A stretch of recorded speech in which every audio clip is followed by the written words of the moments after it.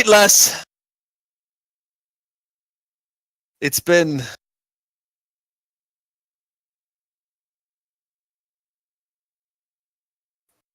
quite the journey, Misty. Well, that's not quite over there, Ambassador. I imagine I'll be seeing you again soon. Aye, you will. You certainly will.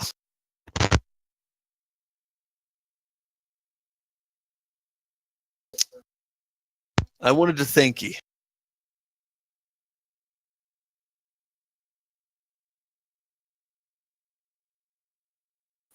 Curious, I want to do the same thing.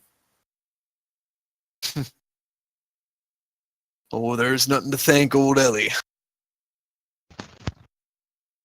Nothing that you haven't already done.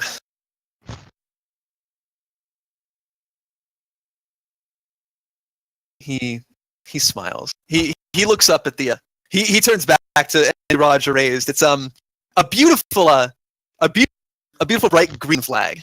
And on it there's a bird with a long tail that kind of up around and like in through the wind.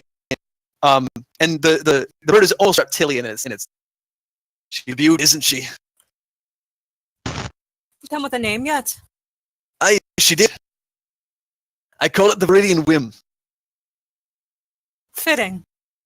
I figured it was.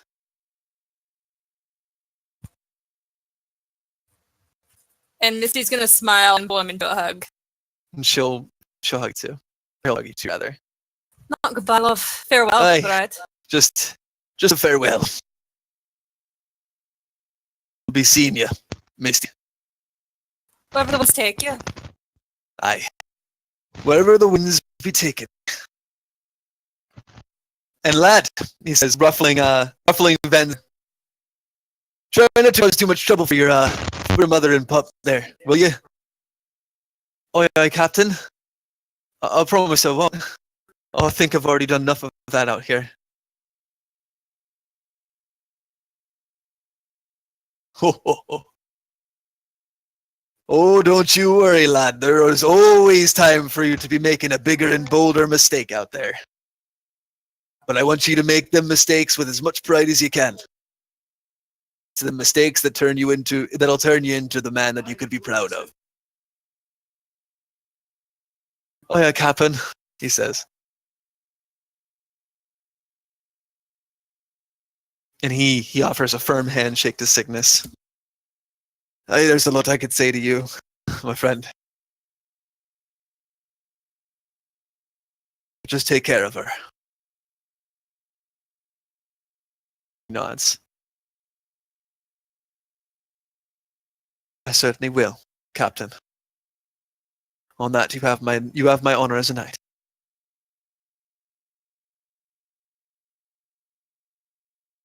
Oh, who am I kidding? And he takes Cygnus and he pulls him in for a hug. And Cygnus, yeah, taken aback for a split second, surprised by it, he smiles and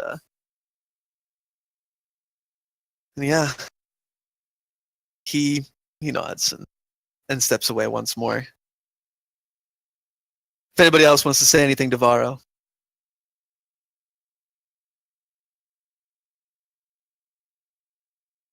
He bids farewell to all of his friends and family that he's made. Varro, aren't you forgetting someone?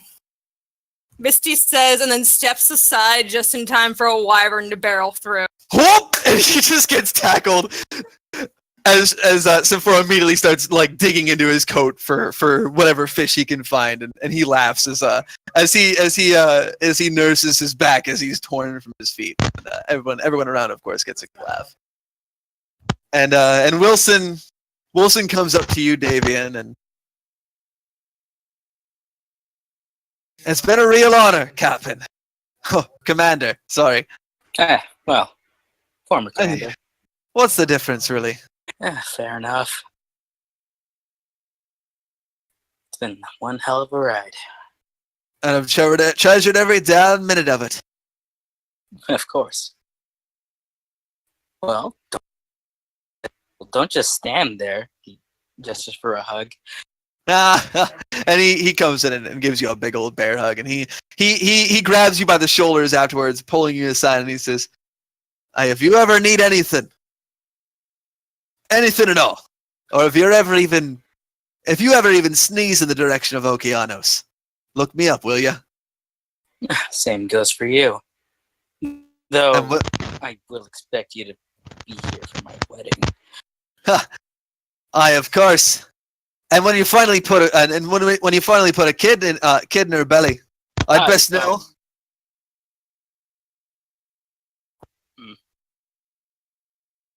After all, someone's got to make sure that your kids grow up right, eh? Wow. He laughs and he musses your hair.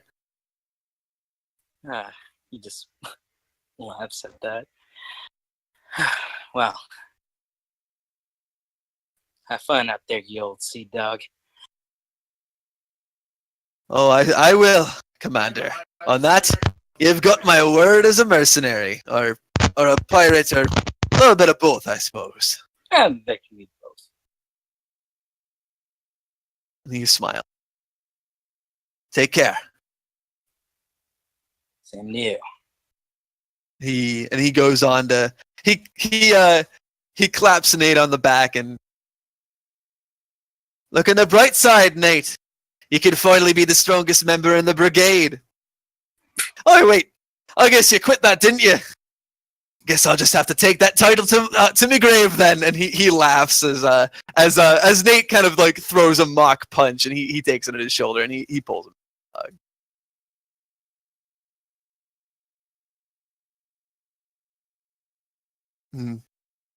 Melody smiles and he bows and he says, "My lady, I ain't even gonna pretend to try and pronounce your real name, because you're always gonna be Melody to me. It's been a privilege, lass."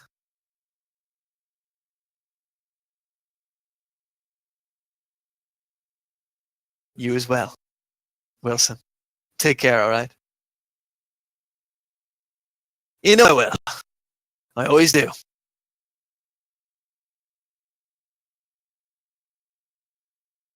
And from the ship, you turn and find and you see Sinclair. All right, Captain. I think you've said it. I reckon you said enough. If we keep hanging out here all day, and what comes in, we ain't never gonna get back home. Pack up your things. We're weighing anchor. Drop the sails, lads.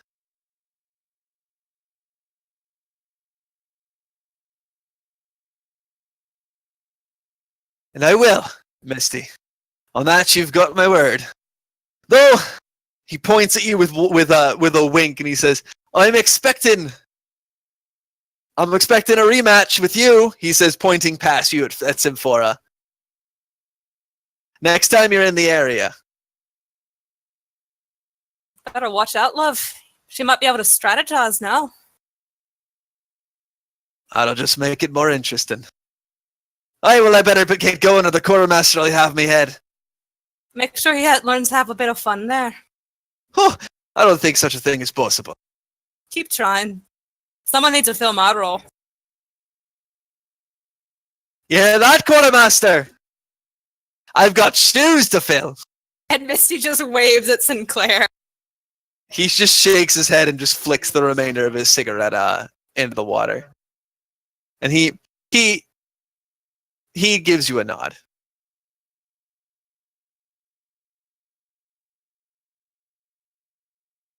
And with that,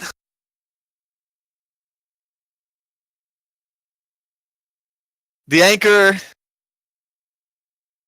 you hear the sound of the anchor being hoisted up as the pirates pull the anchors away. And as everyone quickly loads up onto the ship, you hear the calls of the sea begin to come up as Varro takes his position at the helm. All right, lads. What say we give the Viridian Whim a maiden voyage to remember, eh? And a chorus of "Aye, aye, captains" happen as the remainder of the crew takes their stations and the ship, weighing anchor, slowly turns out away, as a gentle breeze picks up behind them. Varro and his ship sail away, heading off back home.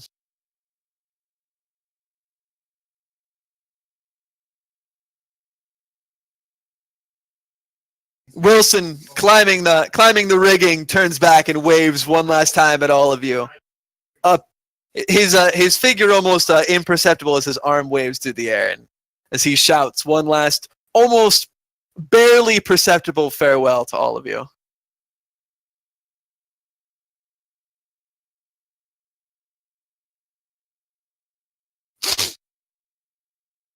And with that, Varro departs.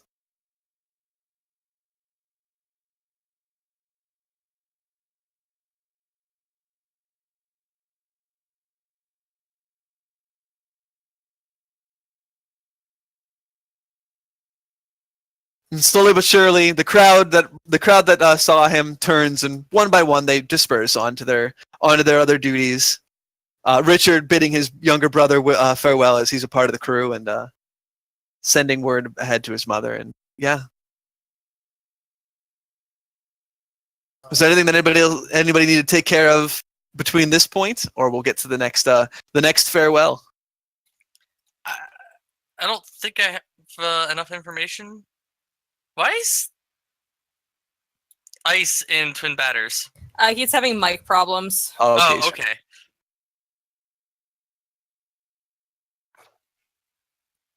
So is it the Zodians or the... It'll be the Fenrir ship first. With Rinzu and the others that are going back with the Loom. So it'll be Wu, Zhuling, the Loom, and pretty much anybody from Fenrir except for Hiei. Because Hiei is going back to Zodia first. And Rinzu and Syrah are going as well. Damn it, I need that Loom. They kind of have to bring it back. You would have had time to do anything that you needed with it first. Yeah, we can cover that. Which we can say that you had done in retrospect. You're not going to die from doing anything that you were trying to do with it. So did it's you very basically hard take to tell yourself. The curse onto yourself, Connor? You don't even have to decide that yet, by the way. Yeah, I also have a conversation with Hoden to do about that. Does he want to do that? Yeah, I mean, once he gets his mic fixed, too. Yeah. He thinks his mic might be breaking. It sounded like it, unfortunately. Because every time it did that, that was him trying to talk. Oh, no.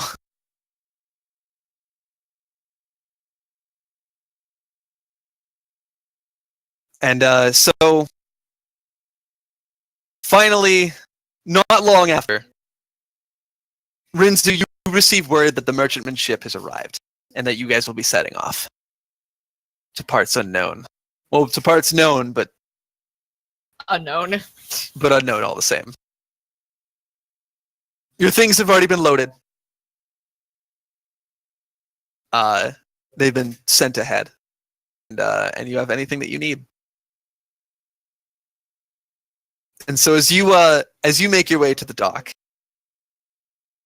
Westland is of course with you. Syrah is of course with you, and as you get there, Zhuling and his entourage is already beginning to set up. You see that up aboard. Wu speaks to Hiei briefly as Hiei will pass a missive to send back to their superiors along with the Loom with it, explaining things. And with it, of course, any letters and word that Cecil wanted to send along as well. So you'd be able to do that. definitely. Yeah, that'd be reasonable. And so Wu takes that information and she'll bid Kie a final farewell as she prepares for things.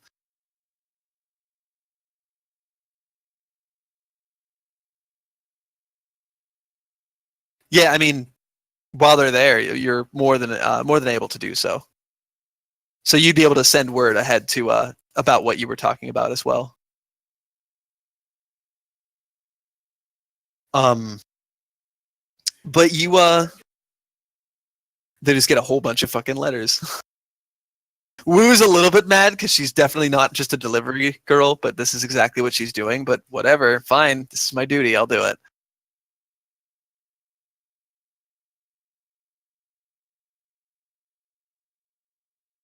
Bah! Okay. Thank you very much, though, Wu. Thank It's you. no problem. Ultimately, it's not a problem.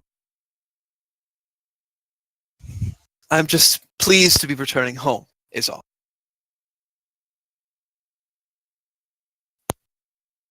And yeah, and as you guys head up, Rinzu, now's the time to say farewell to anybody that you're trying to say goodbye to. Yeah. Ninon is of course here. I was gonna say, Ninon better be here. Jenna is here as well with me and the child.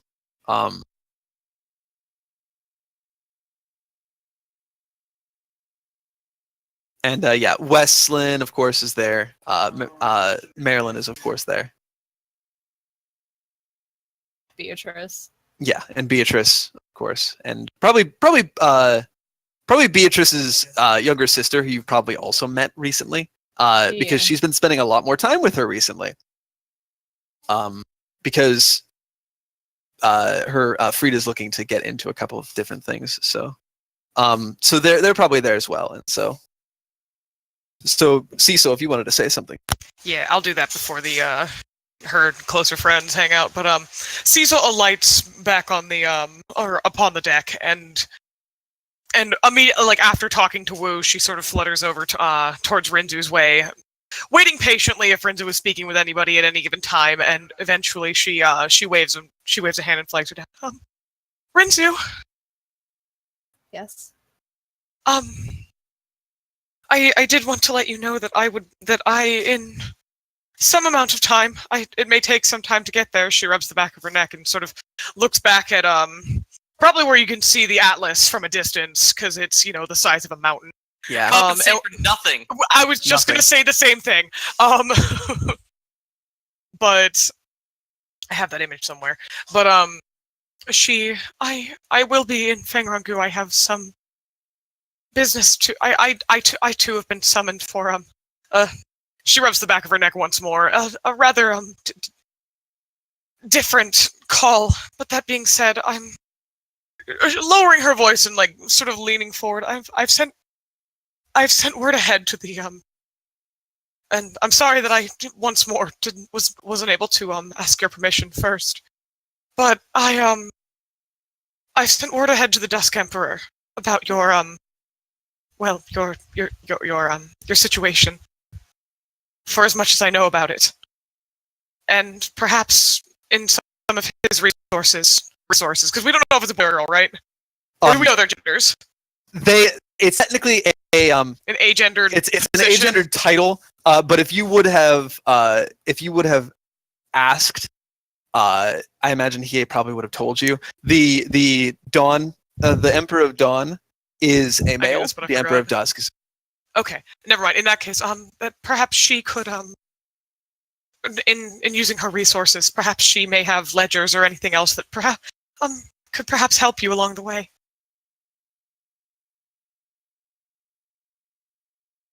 So, good luck in whatever you're looking for beyond the basics. Just going to blink, like.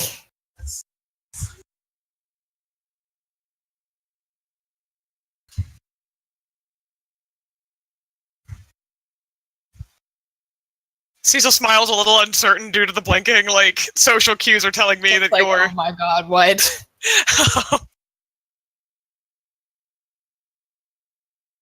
And just for just for clarification, she says rather quickly, given your silence, just for clarification, she was the one who summoned me to Fengrangu with some additional time. She looks back to Hiei, wherever he is, milling about. If she can find him. He's around. Where is he? He's a ninja. I can't see him. Unless he wants to be seen. Bushes are for amateurs, Brent. There are no bushes on a dock. It's true. Here we go, I found it. But, so, perhaps those resources could help you in some capacity. I'm sure they will.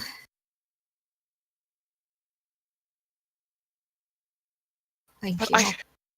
she nods and smiles, and well, I'll never be able to get over the stammer. She sighs, and but I mean, also it's the least I could do. Also, I was almost whole-handedly responsible for spreading your story before you around the rest of the Confederacy without even being there. So, Just kind of completely forgot about that, and but again, another blink. she smiles, and you helped me too, and you certainly helped me too, also by testifying at the She still kind of shakes a bit about like, oh god, at the trial.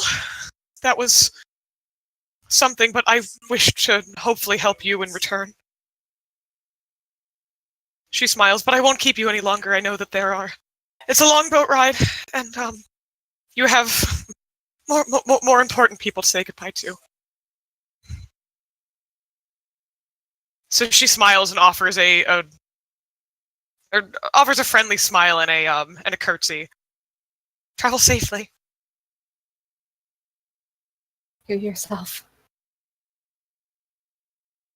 And yeah, if there's nothing else, with that information passed along, Cecil will take her leave.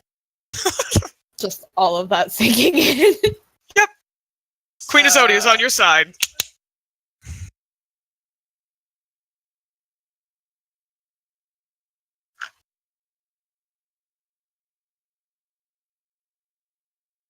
And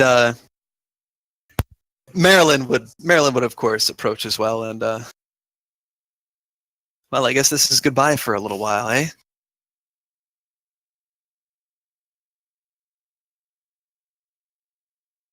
Yes. Hopefully not too long. Hopefully not. She holds up her ring with a smile. After all,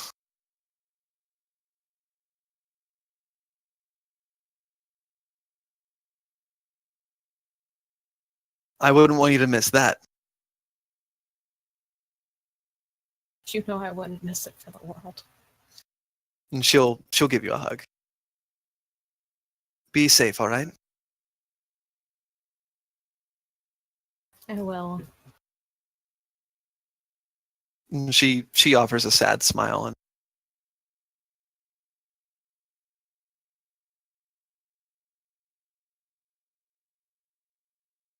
don't worry too hard. Beatrice says, sidling up next to the two of you. After all, Legal is in my very capable and safe care now. I dare say you'll have nothing to worry about. Well, she gives you a wink.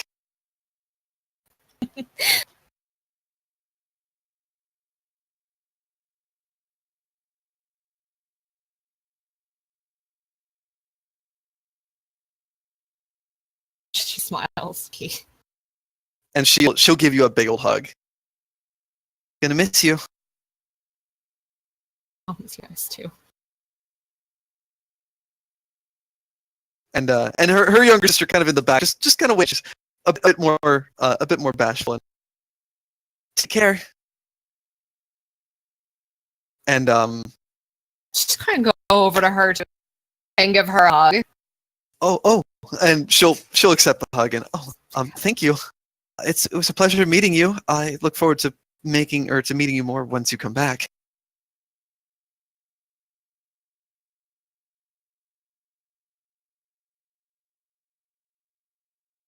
She'll smile again. She's pretty young. I think she's like 16 or 17. Yeah. Like she's pretty young still. So, but yeah. So she smiles and offers another well wish for you, and I'll pray for your safe return. Thank you.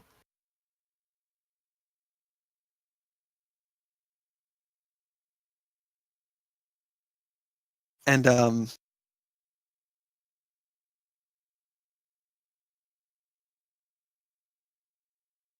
Ninon will come up next, and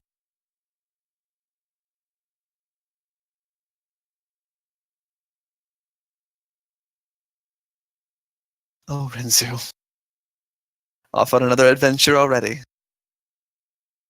I shouldn't be that surprised, should I?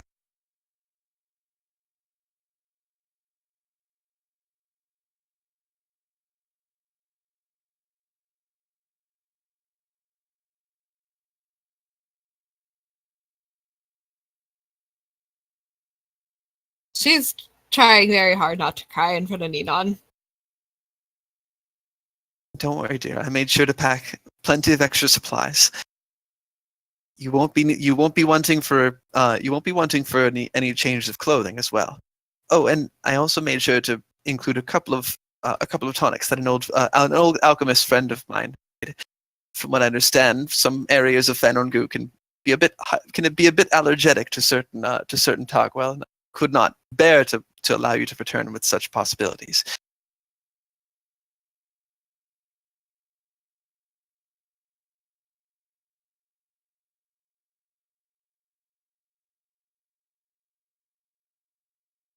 Just gonna give her a big hug. And she'll smile and be safe, Rinsu. And please return swiftly. I will. We'll need you here. And your presence will be keenly felt. Or the absence of your presence will be keenly felt every day that you're gone. And she's going to give you a kiss on the forehead. Please look after them. I will. Promise you. Thank you. She's gonna give her another hug. And she'll return it, of course.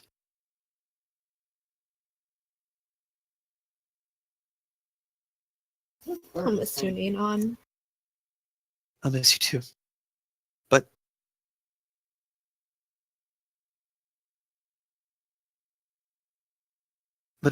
the winds and the spirits have a way of bringing you back to me.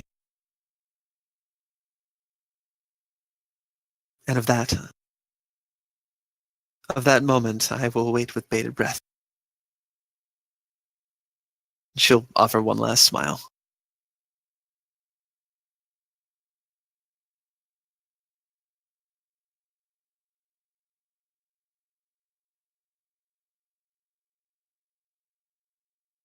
She'll smile back at her. And she'll head back to Jenna, and she'll place a hand on her shoulder.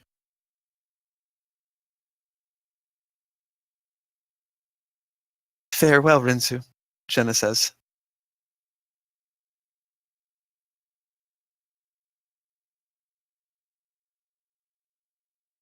She holds her child close to her, looking at the ground in front of you.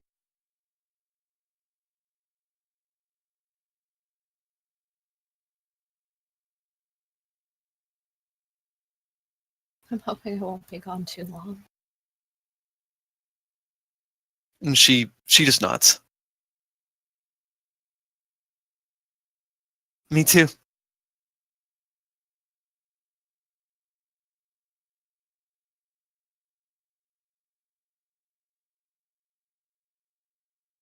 And she takes a step back, almost shrinking as she does.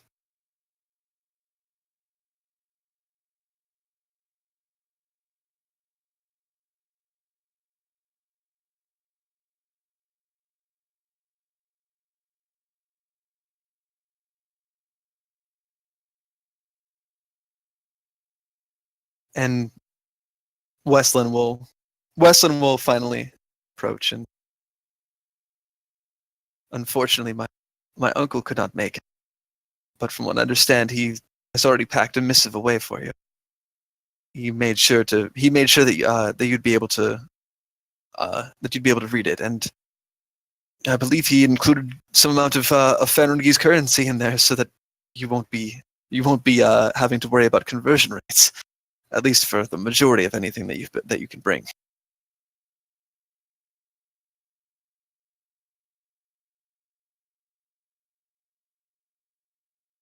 He's too kind. He truly is. I'm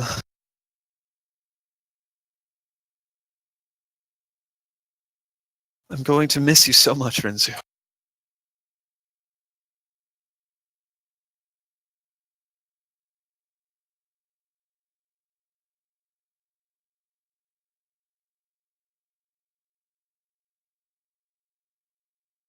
I'm going to miss you too.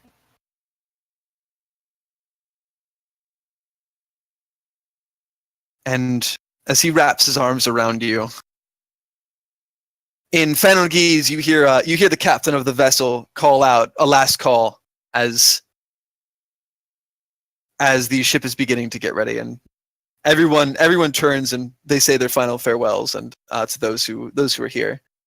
And Sarah looks to you from across the way, and he gives you a look that kind of says, "Are you coming?" And and Westland smiles and he sighs and he says, "I suppose this is goodbye for now. Please, find the truth. Find everything that you need. And then come back to me." I already told you I will. I love you. I love you too. She's gonna give him a kiss. And he'll give you a tender and slow kiss.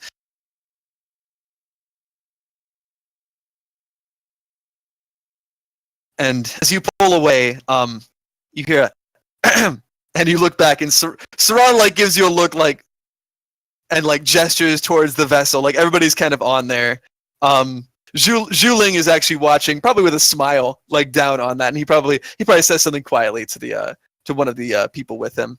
Melody is here too, of course, to say goodbye to her cousin, because they're fucking related. And so Melody and Marilyn, they kind of step back, are kind of next to each other,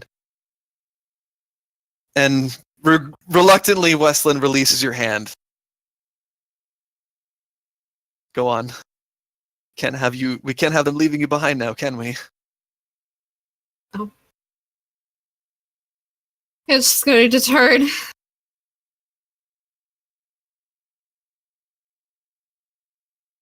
And as you quickly make your way up and climb the ramp, Sarah goes to board afterwards, and "Thank you, Sarah," Westland says, and Sarah freezes for a second, like turns around. For what exactly? He kind of says, like, kind of lost for a second. "For helping her and for watching out for her. All of this time, I owe you a debt that I could never repay." And Sarah kind of shrugs, and he kind of raises his hands for a second and says, You're all right, Westland. It was nothing."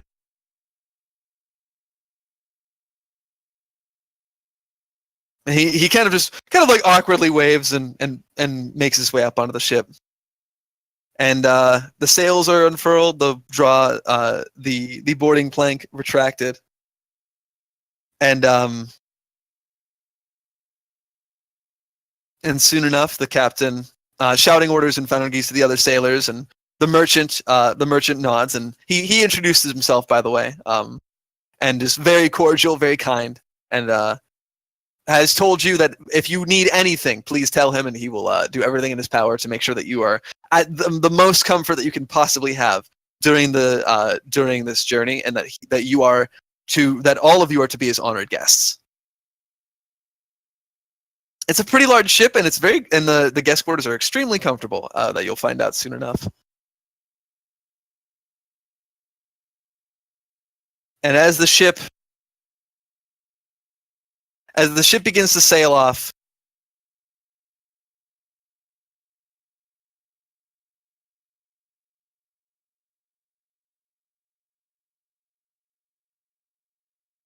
as you look out into the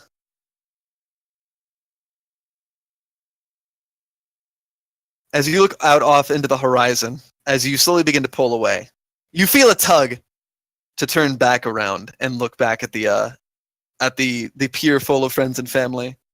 And Sarah, you sense Sarah's presence as he comes up next to you, and don't look back, he says. Whatever you do, Rinzu, don't look back.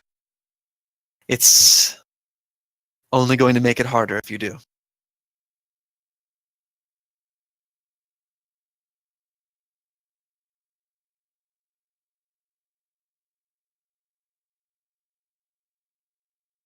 I'm going to sigh.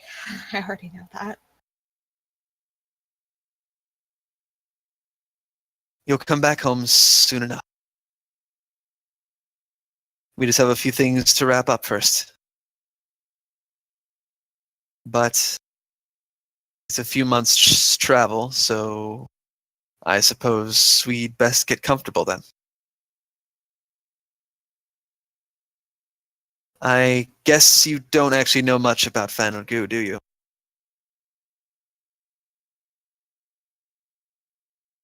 I was 5 the last time I was there. Right. Well, I spent most of my time in Zuanxi, which we will be landing at. So I can at least tell you about what I know of that.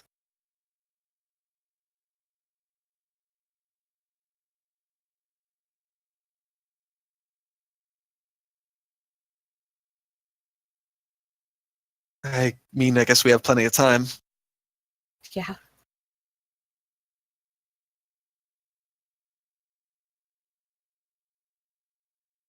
And somehow you managed to prevent yourself from looking back, though it hurts to do If I so. look back, I will bawl. And so you make your way off, heading forth to the destinies unknown. And with that, we're going to take a quick break. And when we get back, we'll have one last chance for people. Everybody else is going to leave. And then, yeah, getting down to the wire. So we'll take a quick break. We'll get back to it at 11. Our interaction to do. I would like to try and keep them to things that are of immediate import, because I know that some people, because I don't want to try and go too much later than midnight, because of obvious reasons. Yeah. And they can, Rick, you and Ari We're can at a stay time for 30 limit, minutes. so I'd rather we just do hers first. That works for me. Okay. What do you need to do specifically? Oh, she Or needs to rather- talk to Misty. Hello. Okay, Misty. We can do that. I'm out of what's going on. Probably your interaction, so that you can do it before you have to leave. Oh, okay. Sorry. Yeah, you gotta tell us what you're doing. Who are you Nope. spurning? Nope. Just I gonna go can't fuck off into the guarantee- wilderness. I can't guarantee that your epilogue will be that good if you never tell me where you live. Just gonna go fuck off into the wilderness. It's fine. That's Devin's thing. Hey, You Devin, can't do you take mind if I Ryan's thing from him. do you mind Yeah. do you mind if I steal fucking off into the wilderness for one time? Just for once? What the fuck are you gonna do in the wilderness? God damn it! Yes. Everything. You have a 1 in cunning. Don't worry You're about it. terrible at survival. Actually, You're gonna die out there. He So- says he does mine. Anywho. Damn it. So, probably very shortly before the Zodians begin to leave, you realize that if you're gonna be hitching with them, you're gonna need to probably talk to Misty. And so, honestly, I wouldn't be surprised if Misty was also like, "You should probably go and find Delphine." We just run into each other on the street.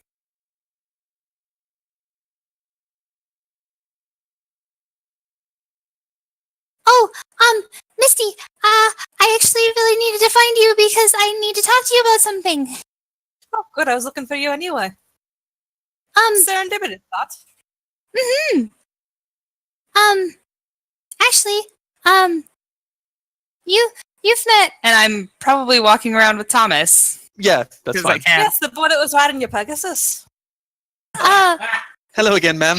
It's Can you not laugh so loudly? Sorry. Well, yeah, this is Thomas, and Thomas, this is Misty, and I actually kind of need to talk to both of you at the same time. Well, Yeah. fortunately, we're both here.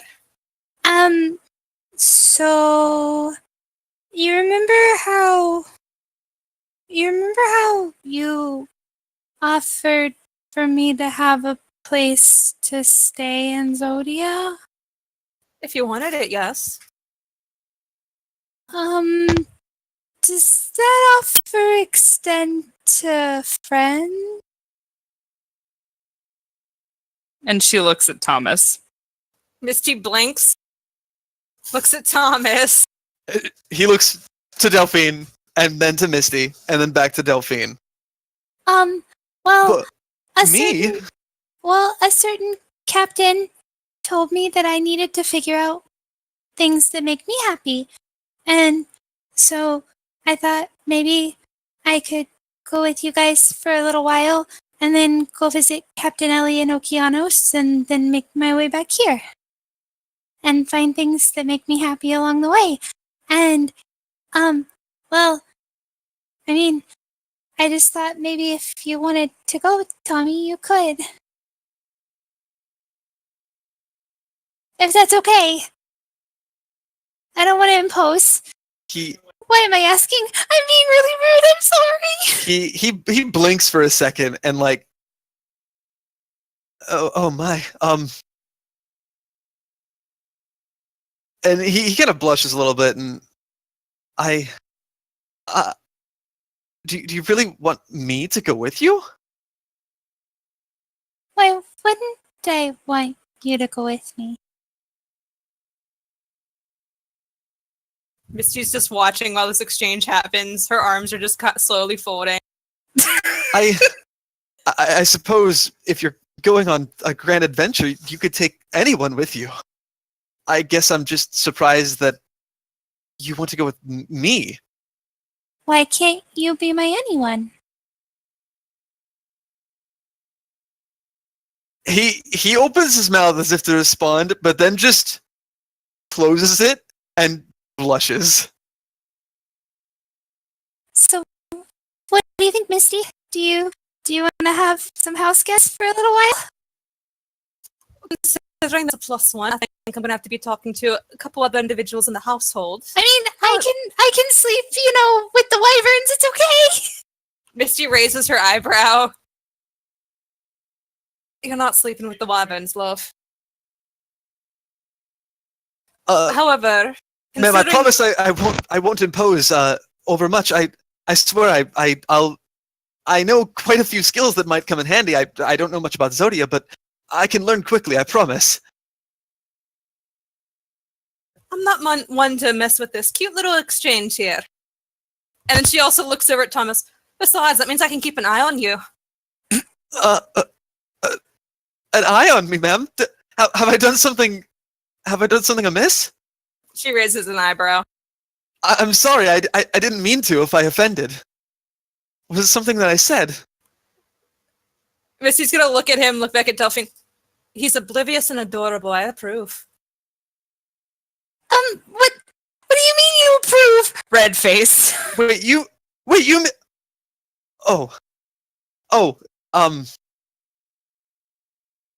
yes, ma'am. I promise I would never do something to harm Delphine. If that's what you were talking about. And Misty just smiles. All right, you can ride a Pegasus. We'll be seeing if you can ride a Wyvern then, won't we? Oh Do I dear. get to learn? Oh my. Misty, do I get to learn how to ride a wyvern? What was that? Sorry. She's like vibrating as she's asking if she gets to learn how to ride a wyvern. Yeah, you can still learn how to ride a Wyvern.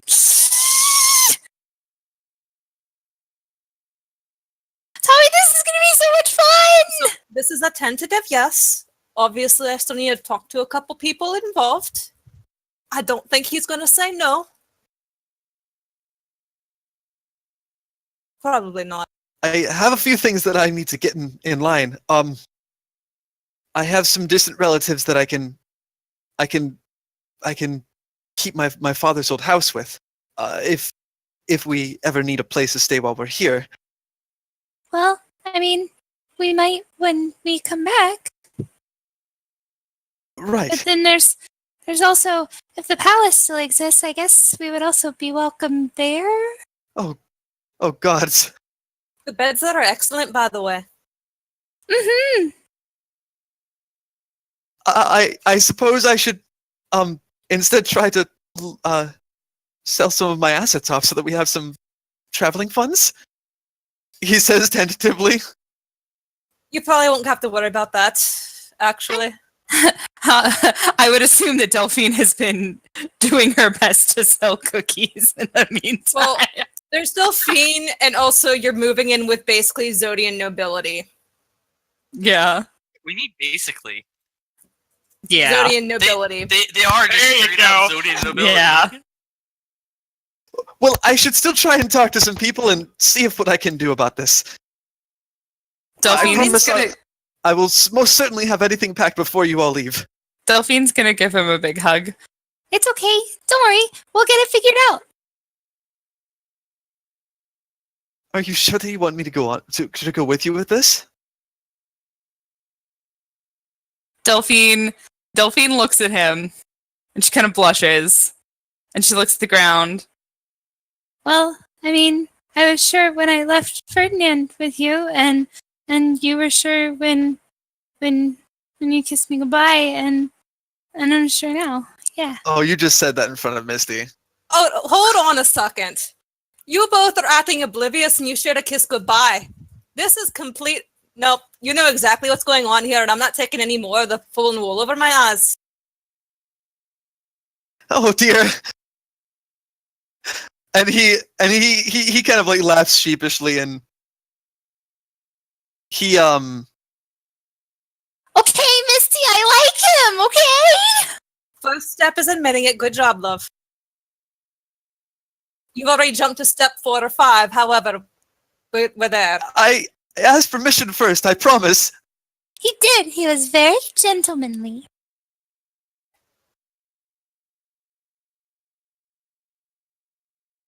All right, and next you can ask permission from her surrogate father. And yes, ma'am. Just scaring this poor boy. And with that, he reaches down and he actually feet for a second to roll you around. I'm very excited, Delphine, I promise. I won't let you regret your decision to take me with you. I don't see how I could. It's gonna be really, really fun. And we'll find lots of things to make us happy.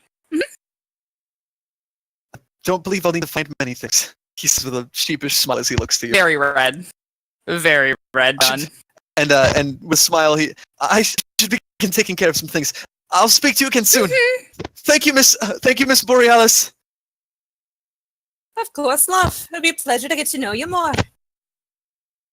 And he's gonna zip off to go and take care of things, like liquidating his assets. This is so adult. His father died. He owns the deed to the house. Yeah. Yeah, he owns a house. He's a homeowner.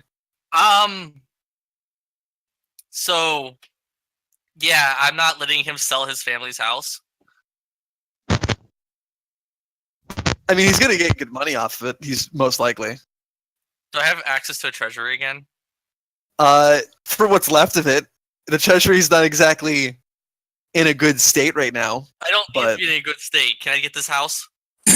But are you gonna buy the house? You're gonna buy the house that he has it to come home to? And then Okay, that's hilarious. I Yes. fucking love and you. then Warren and Connor just have a private little getaway away from the palace in Alstra. And Ew. he does not know who bought the house. But you were probably able to do that without him knowing.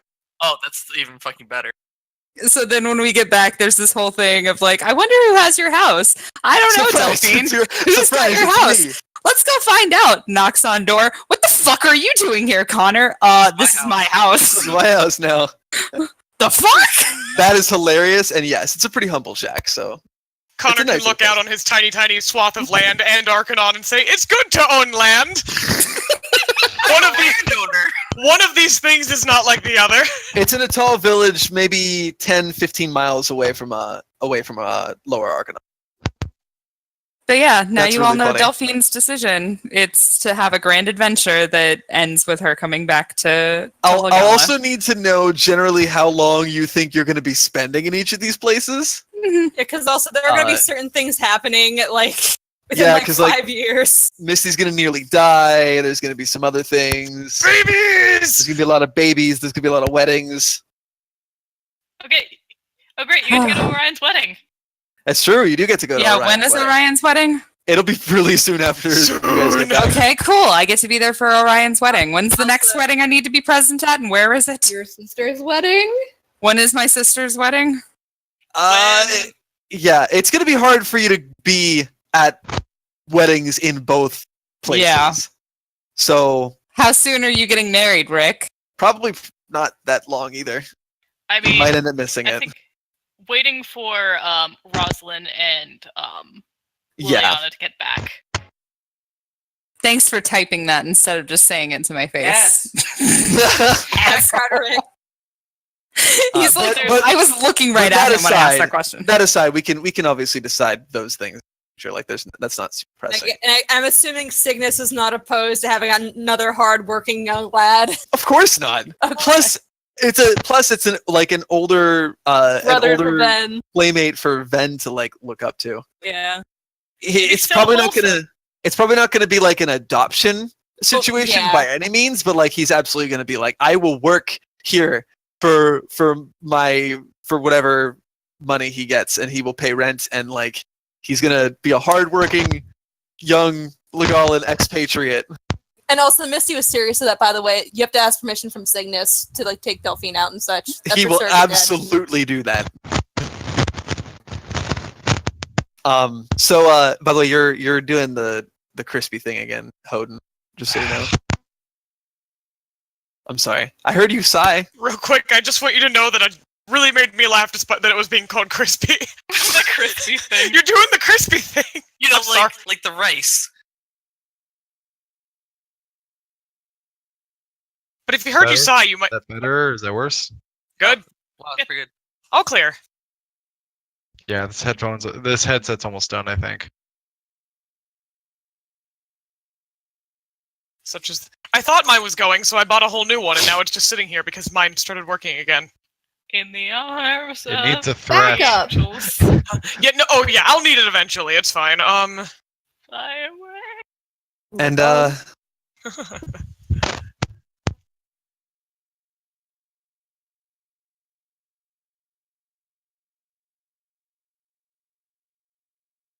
All right. Sorry guys. We're gonna go. Thank you for letting me finally spill my decision that I've been agonizing over. you did Family it, Delphine is gonna Delphine. get lots of hugs. of course. Oh, yeah. I won't be there for the departure, but like tearful hugs, promises of writing, actually following up. And Oh. probably a lot of subtle threats to Thomas, who he just keeps on I taking. don't threaten him. It's just my threatening, apparently, Warren. And It's apparently, true. my joking around is also threatening, so he's just threatened by everything. Man, this boy needs to grow a backbone. It's okay. He's gonna be a hard Zodian lad. Sure. The tender Thomas. Tender Thomas. Here's his baby wyvern. It better not die. Good luck. All right, have fun, guys. I love you all. You're great. Yep.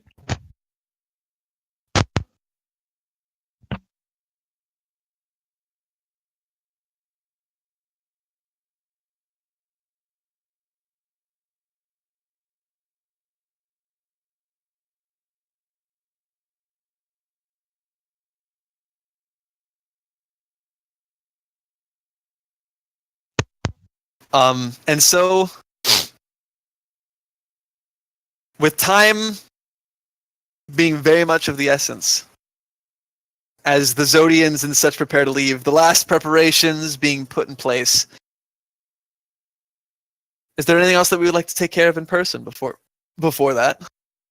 There's obviously plenty of time that we'll be able to do forum interactions post, but is there anything that needs to be done now before that? There is an epilogue space on the forums. I made it. Oh my god, beautiful. I'm going to fill that. There's going to be so many entries, probably with Liao, because apparently she's a busy woman. Oh god. Whoa, whoa, whoa. No! Because at the very Made me least, drop my phone. at the very least, she's definitely going to be meeting Cecil most likely when she arrives. So. Sup? I would also like to meet her for reasons. What are we meeting? By the way, I'm gonna describe something that Rick sent me when it comes to the final scene.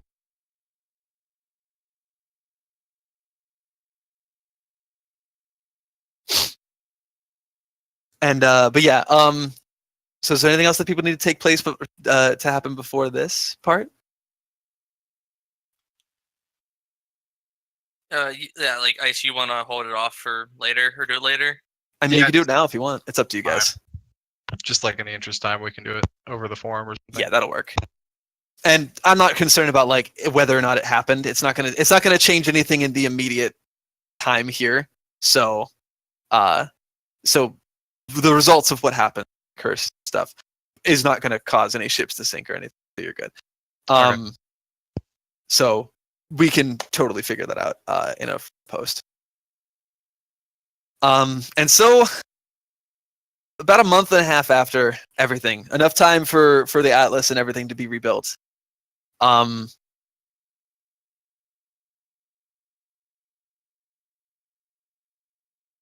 time finally comes that the Zodian fleet is preparing to leave, and with it, a return to normalcy, if such a thing could ever possibly exist. Some of the ships that the Confederacy had arrived on have already departed, though one of the barges is still here, the one that many of the leadership was still a part of. And for the time being, they'll be traveling together because Orion and Leonar have actually been in talks about the Leagueborn, have begun to start discussing the individual roles, and so they are looking forward to being able to speak during the trip. So they're gonna stay somewhat close so that Hawk Togwell can and Laguz can, or sorry, Hawk Laguz can send missives back and forth.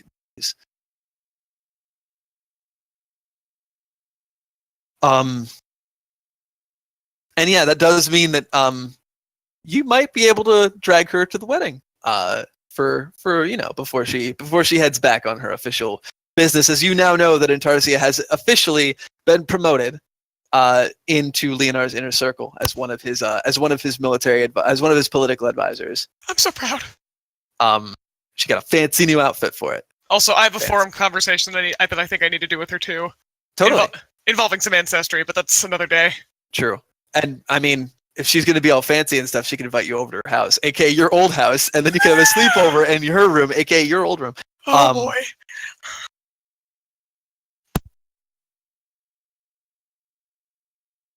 But soon the day comes when it's time to say goodbye.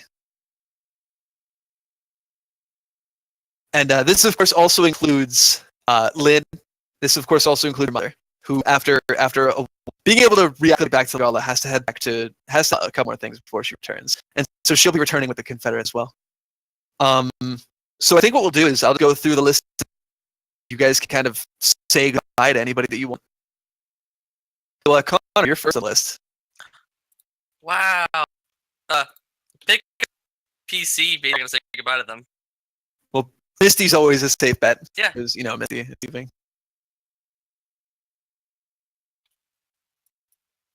So yeah, you of course find Missy. She says goodbye to the mayor. God, I was wondering. I was going to see you. I'm around. And man,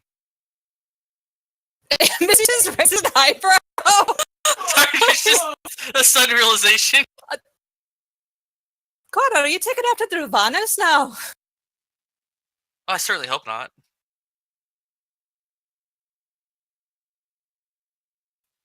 No, I've had a little bit too much time on my hands. I don't think that's going to be a problem you're going to have for very long.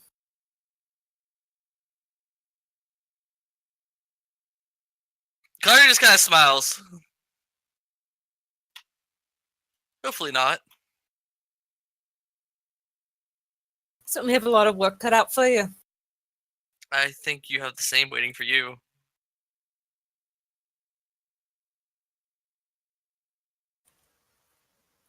Our city didn't fall out of the sky, but I suppose there is that. Didn't yours light on fire? We fixed most of it before we left. Uh-huh. However, I believe it's safe to say that we both had issues with cities in this regard. Only capitals. But specifically capitals, yes. From what I understand, you're able to stop the siege for the most part. Yes, your idea worked rather well. He just kind of smiles. This is what he lives for, these moments right here. So I do believe I owe you, and you were right.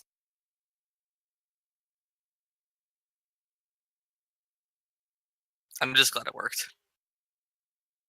It was also really exhilarating, by the way. Don't tell anyone I said that. Holding a force of nature in your own control, I imagine it would be, yes. And Misty's just gonna smile, and then she's gonna go and scoop Connor up into a hug. I'm going to miss you, he says while in midair. I want to miss you too. Don't be a stranger, right? I imagine you'll be coming across to Zodia here and there. Diplomacy and all that. I hope to leave, like, on occasion at least. There's a lot to see in the world, you know? A lot more than we really realize. I've had this conversation, I think. Probably. It's a rather common goodbye conversation. No need to repeat other words then. No, I don't think either of us likes to waste time. Not particularly. But you know where to find me and Zodia when you do come by. Yeah, well, from what I've heard,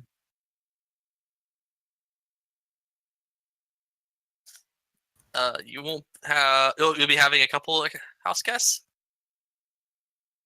Yes, your sister and the young lad that happens to be courting her, which I Oh, finally, which I aware. did get them to admit at least. Oh, did you? That is a good step. By the way, they kissed. I don't know if you knew that. I saw it. Okay, good to know. Figured I'd keep you in the loop there.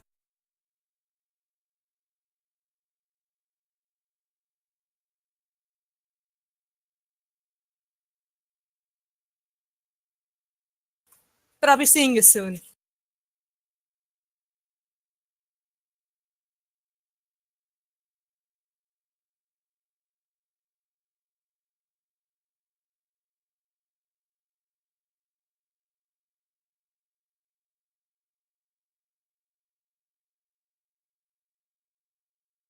And yeah, he as you depart, or as you step back to bid farewell to the others, is there anyone else you would like to say goodbye to, Connor?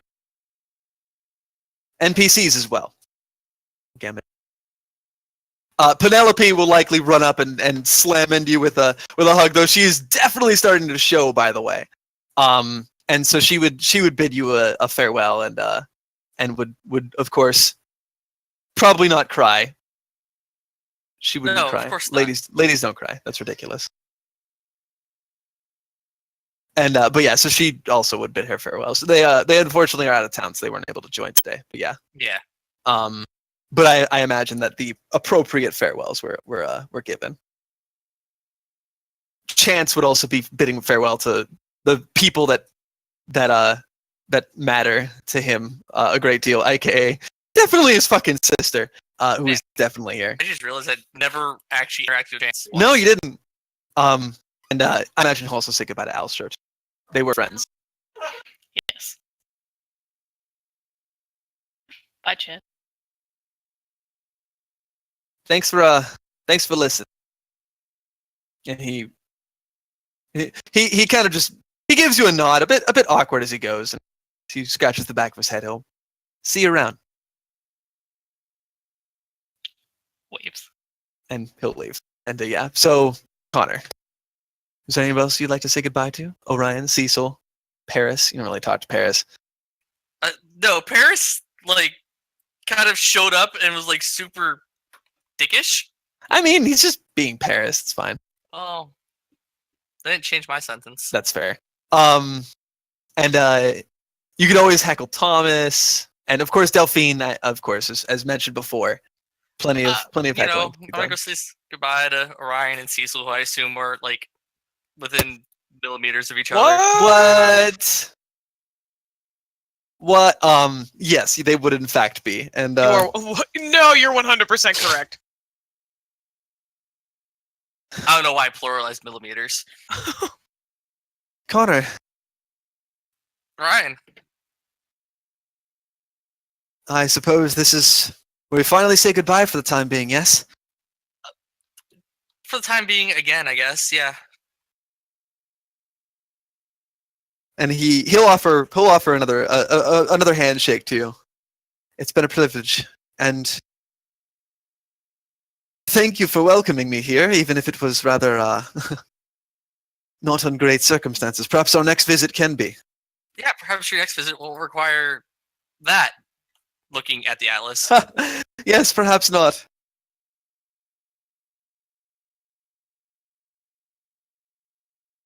I didn't realize Zodians were so competitive with their ships.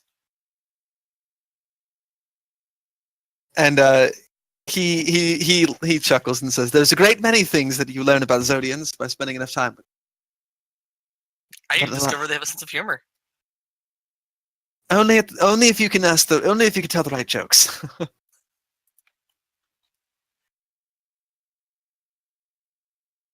Take care of things, Connor.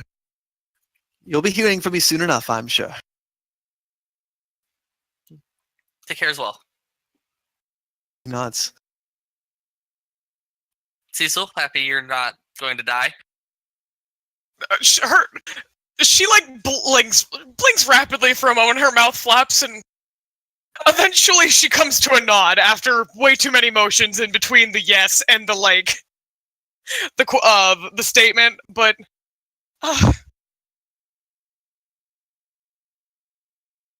that actually happened.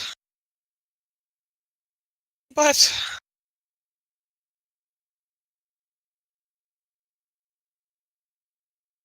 I figure you've heard this enough, but there's lots to do, isn't there? When you have a future to look towards. She kind of searches the ground.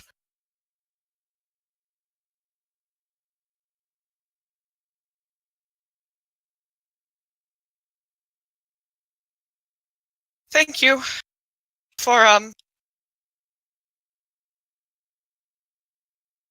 everything, really. I know it wasn't easy for everyone to stomach me well existing, nonetheless being here. Those are just people who don't actually see you as a person, so their opinions don't really matter quite as much. if that's what you'd like to say. But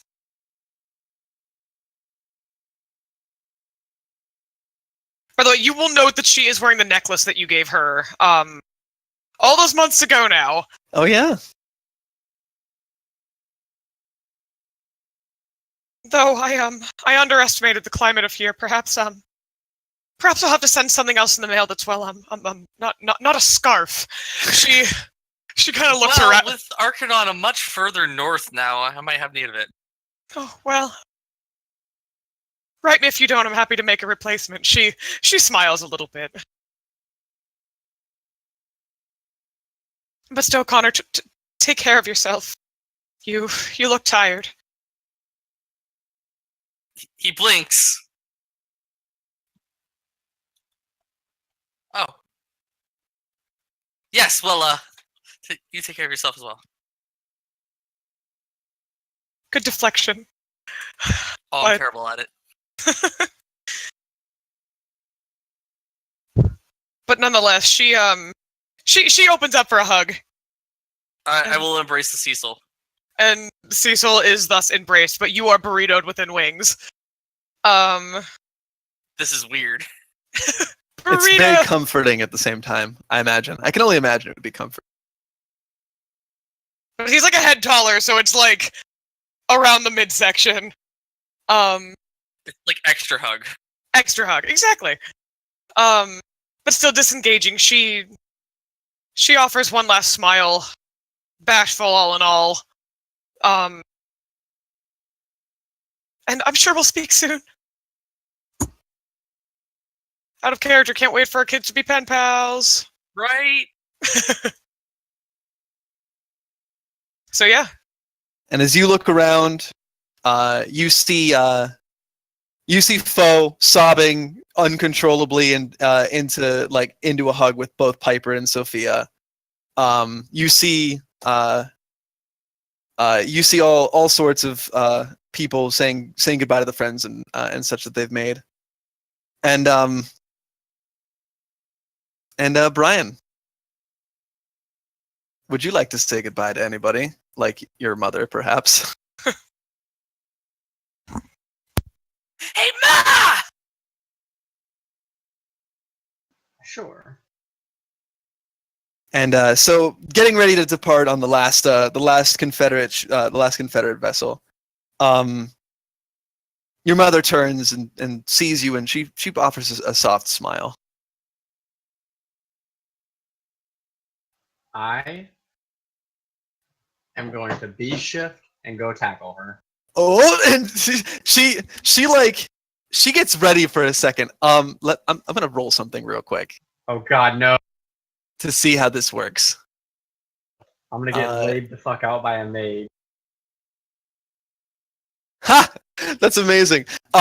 So you go at her, and it's almost instinctive. You see her eyes kind of flicker for a second, and you see instinctively as magic begins to whip around her limbs, speeding her up as she moves, and instinctively she drops down onto her back, and as you dive up, your ears kind of go flat against your back as she props her foot up and catches it right on your stomach, and using her leg and her arm and her remaining arm, keeping your momentum going, she pushes you off, and you go flipping out overhead of her.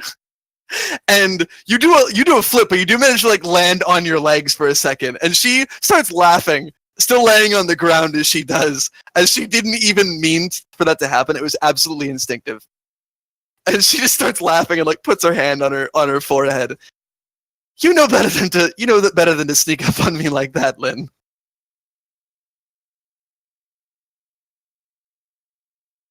And laughing, she actually does the thing where she kind of leans back and jumps up onto her legs in a single motion. Clearly, she's been working out a lot, because she's the way that she's moving is rather impressive.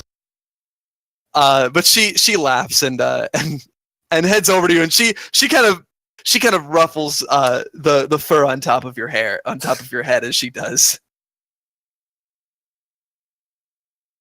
And Beatrice and your other siblings laugh as they kind of approach as well. Nice try, brother, Beatrice says. Don't forget you could send a letter back here every now and then. I'll try not to. Sorry. You'll just come kick your ass. Yes, I suppose I would deserve it if I went that long without writing back to you again. Yeah, you would. I promise I won't be I won't be gone for nearly as long. Well, then I hope to see you when you return.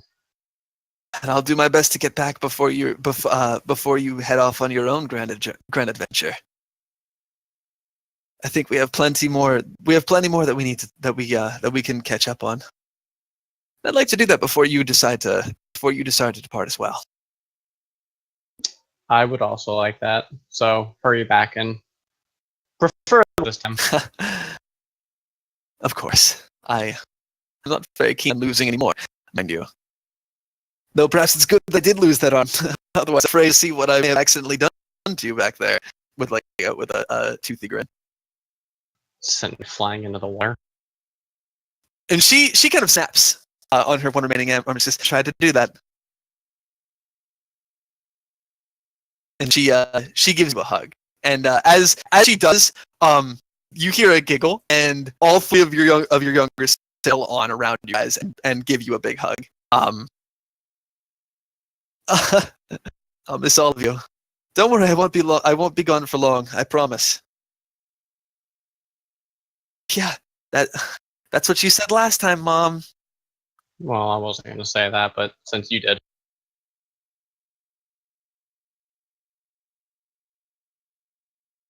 And Frida reaching into her cloak, she withdraws a small necklace and she hands it over to her mother.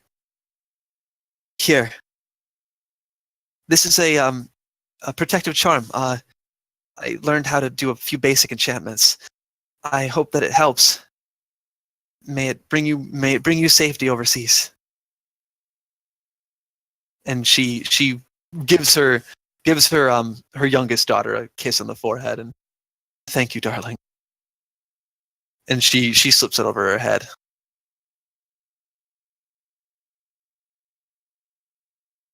Now take care of things, all of you. And she ruffles up Augustus's hair, and I have no doubt that you'll be a fine young lord of the house someday, Augustus. I guess I'll have to learn. I love you, Mom, he says. Me too. Come over here. And she pulls him in and gives him another hug.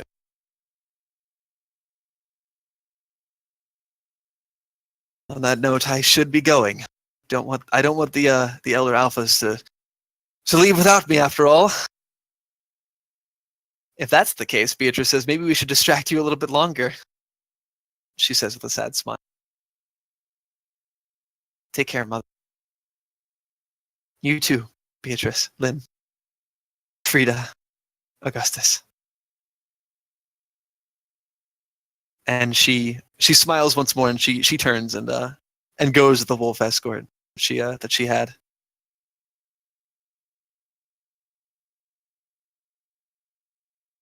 Beatrice walks up and, putting a hand on your shoulder, says, "How many months until you think she finally makes it back?"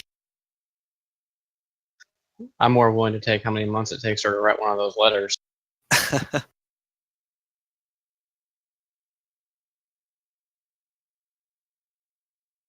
She'll be fine.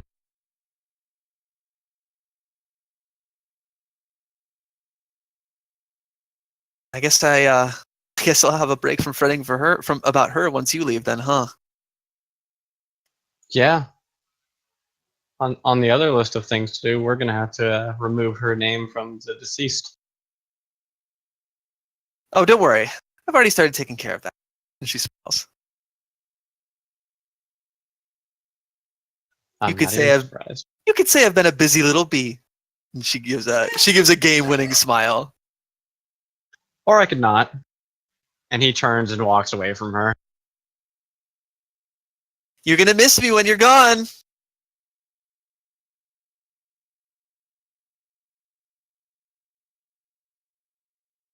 Snorts and continues to walk away.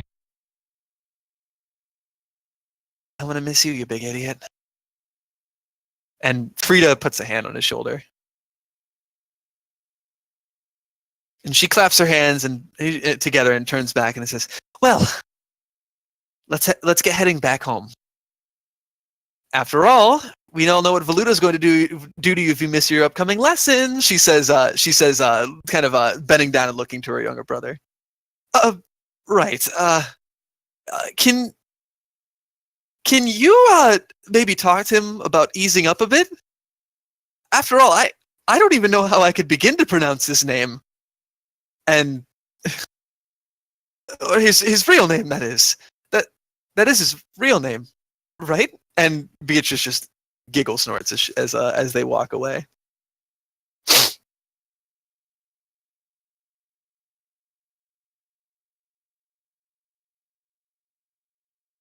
Hoden, is there anybody that you would like to say goodbye to?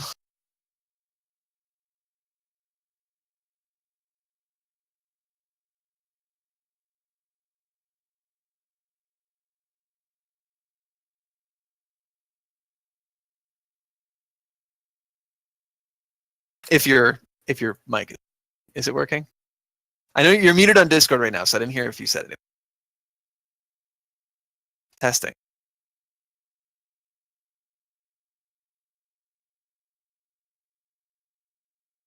Oh, I'm sorry. Let's jump to Misty in the meantime. We'll see if you can get it working. Literally everyone. Everyone. We don't actually have to go through any of them because, basically she was flitting around like a mad woman, just saying goodbye to everyone. And of course, the each and every one of them would return the sentiments. I imagine you probably went out of your way to in the short time that you had to speak with her to probably to befriend Naomi because 100%. And also probably she is the reason Ven saw Carbuncle in real life. That's true. And so she probably you look over and Ven is saying goodbye to the Carbuncle. She's kind of leaning over and the Carbuncle kind of peeks out and like accepts a small snack from Ven as he laughs. Tommy and Delphine like looking on in awe, like holy shit, this is adorable. And Ophelia comes up to you though, Misty, as one in particular. She is mostly recovered, is walking at this point. Still bandaged, but is walking. Good to see you on your feet. Well, I wasn't going to allow myself to regret not being able to wish you well, especially after all that you did for. I'm pretty sure all I did was the same you do for me. You're right on that.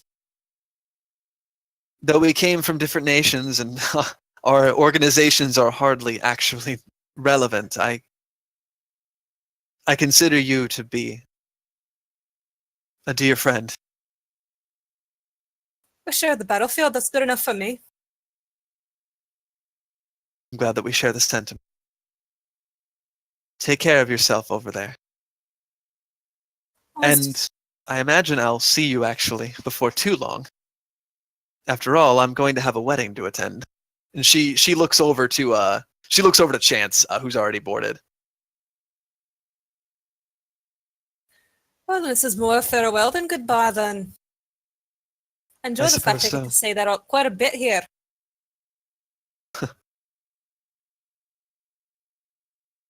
Make sure that you watch out for him, if you can. I know that you have plenty of other things to take care of, but I just found out that my brother was still alive, and he's leaving again. It's just like him. I'll make you a deal. I'll watch out for him if you watch out for the former prince.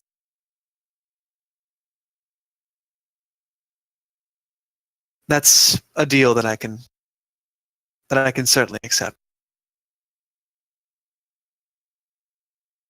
Excellent. I look forward to what excitement Chance brings to Zodia. And she nods, and he could be a handful. Fair warning. So can I. Fair enough. And she'll offer a hand.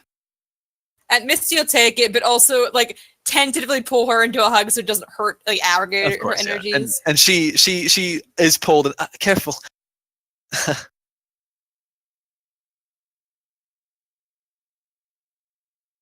Farewell, Mistral. she'll smile as she backs. Until the wind send you my way again. Indeed. And let's see, are there any other of note that you'd want to focus on, especially? Obviously, all the brigade members, Yeah, all the Elliot and brigade Marilyn, and Piper is definitely a big one. And Davy, and I imagine you would have Yeah. big tearful goodbyes with.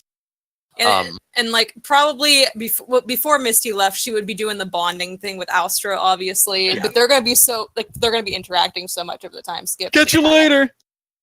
Careful. Something tells me it might be difficult upon re-entry. Oh yeah, she would know that. I'll keep that in mind. If nothing else, I know a couple ships I can get. At least one way will be handled, she says. Secret antecedent things. Farewell, sister. I believe that's what they say. You know, there's a lot of missed reactions we're gonna get with that one.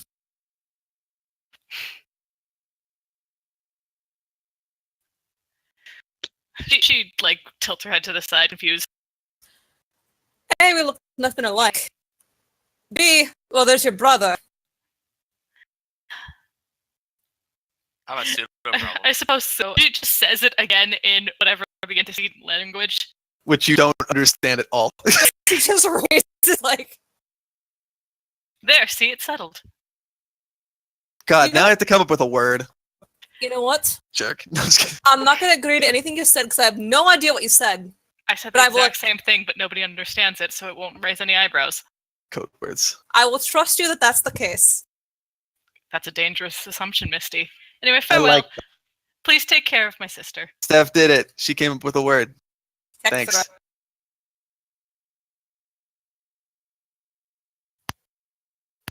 Thanks, Cecil. I love words. You're a real champ. Yeah, just ignore what those other people keep saying about you. I understand that a lot of people are going to be saying a lot of things. And Richter, though obviously still very, very much grieving, would be here. He's very sad, but he would want to bid you safety. Because, you know, he did save your life that one time. Yeah, him and Delia are kind of the reason I'm still alive. He's hyper. He looks like he's not slept very well, by the way.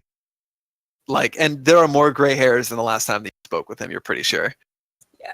Well, I'm used to that sensation in men, but Yeah. Watch out. He's single again. I'm just kidding. oh god.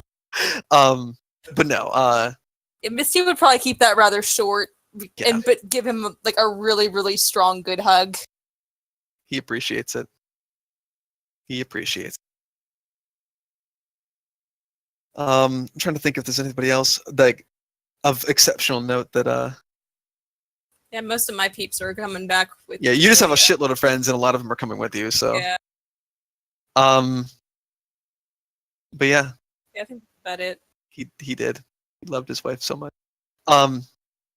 At this point Vic has returned and she'll probably also bid you farewell because you were kind to her and you knew Jacob, so she'll of course bid you farewell as well. Plus, she's a mercer, and I have appreciation for mercers. It's true, you have an affinity for them.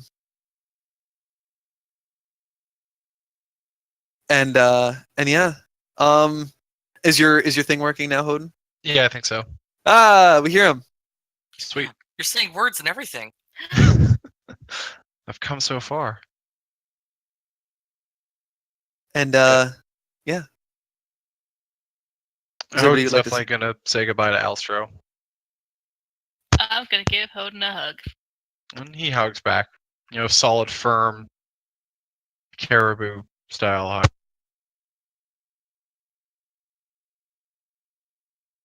Good luck out there, Hoden.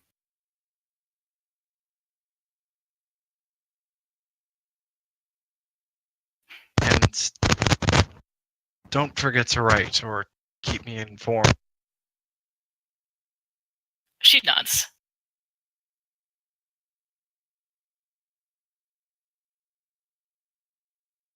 I'll let you know if I find anything.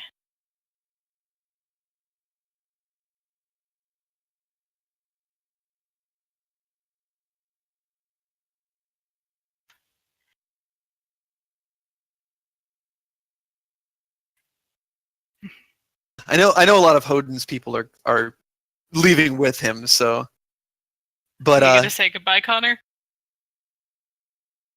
This silly elk man. He's Caribou. a caribou. I That don't know wasn't the difference sensitive. between those actual animals, okay? Different. All right, Steph. Look, you upset Steph. Yeah, but I was gonna say, like, I would probably also good luck in rebuilding. So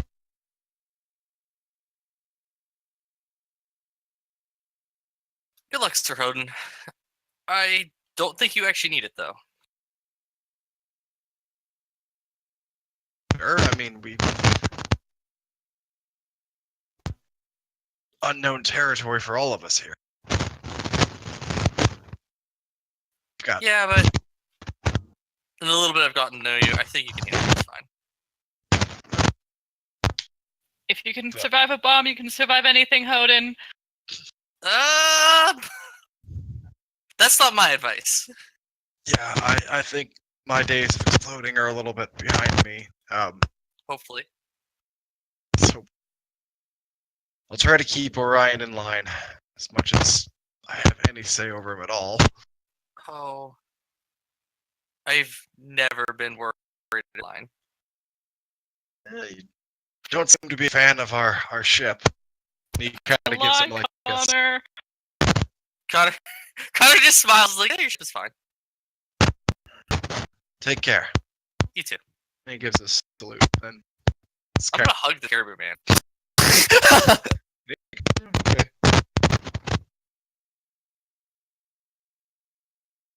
That's pretty much, I think. Yeah, most of the rest of your folks are going with Yeah. you. So Yeah. and Alstro, are there any Zodian and or Confederate folks that you to? Probably Leonar. That's fair. Like, cause hey. And so yeah, you're able to find him before he boards and Alstromeria. Thank you for your gracious assistance. Now, King Leonar, I hear. He nods. That is correct. Yes, I imagine I look a bit different than last time. you do. Questions for another time. Indeed. I understand that I've been told by King Orion that you're planning on being integral towards the League of Orn that he is attempting to set up. Indeed. Then I do imagine we will be speaking more. I look forward to it. And she bows. And he nods his head. And it was a pleasure, Alstromeria. To me as well. Safe travels. He nods. Good luck with all of this, he says, looking off, and like kind of just gesturing to Dalhurst and everything behind you. Seems, and I thought that I had a bit, a bit to rebuild. You have all shown me that I have nothing to complain about. I'm glad we can at least do that much.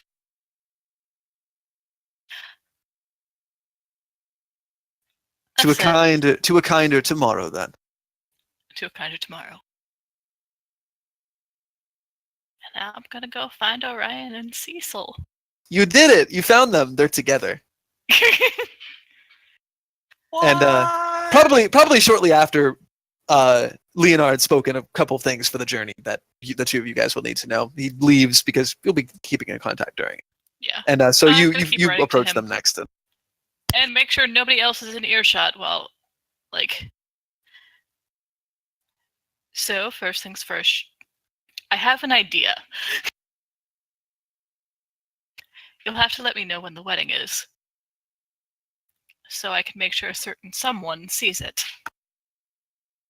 She winks. In response to the wink, she just squints. What are you planning, Alstramaria? You remember Connor's mirror trick? Of course.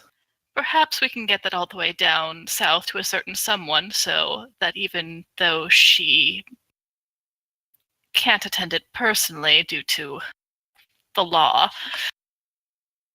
she can see it. I'm sure it would mean a lot to her. But, Alstramaria, I needn't be the one to remind you the other biological difficulties involved in such. I believe that's something that I can take care of. She grins. He looks at you like a little scared, like that.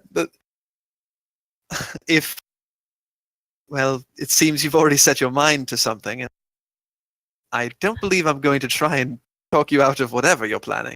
If anyone deserves a bit of good fortune via, as she puts up in quotations, the gods, I believe it's her.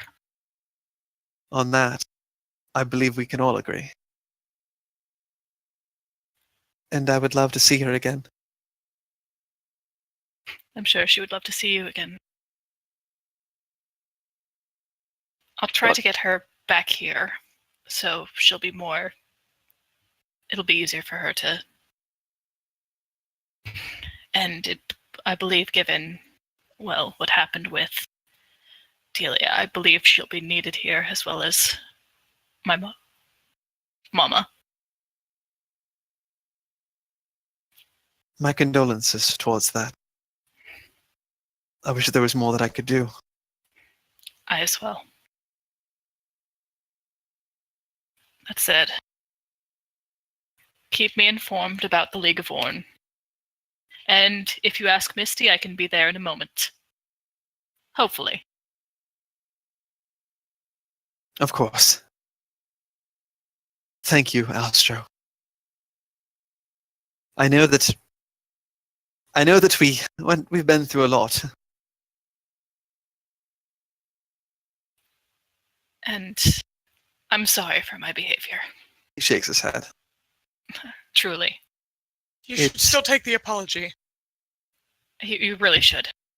Cecil nods. As good of deeds as I've done since, that does not make up for my deplorable behavior. Preach. Very well. Apology accepted, then, Alstro. She takes his hand. To a better future, then. To a better future. And go hug. And yeah. Point. You and I could be on better terms. This is probably also post conversation with the second I'm very much aware of that. He's the one who's leaving. I'm gonna get the fuck off of this continent. But she, Alstro, I don't particularly think that we're on terrible terms. It's just a matter of certain transparencies that have since come and gone. That will lead to that better future, wouldn't you say? She says with like no expression, but you know what she's talking about. Yeah. But with that in mind, it's best for everyone if bygones be bygones.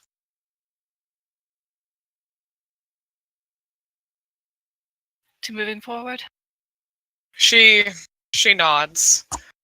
To moving forward. To take Cecil's hand.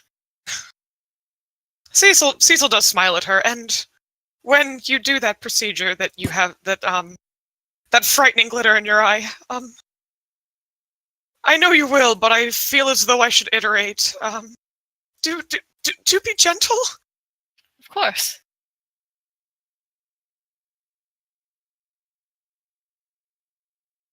I'm sure I'll be speaking with you sooner than later. Actually.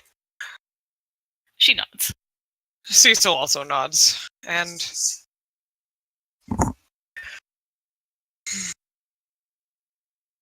there's much to do.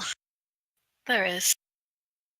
She looks up at the sky for a second, and then looks at you, and sighs a little bit. Thank you. I believe I should be saying that to you. Well then, consider us even then. Had you not threatened me at some point, I'm quite sure that I would be dead by now. She says with a tired-looking smile. Alistair just stares for a moment and laughs. Cecil doesn't laugh, but she nods her head with an amused look. Oh. Though I regret it, I'm glad that I did.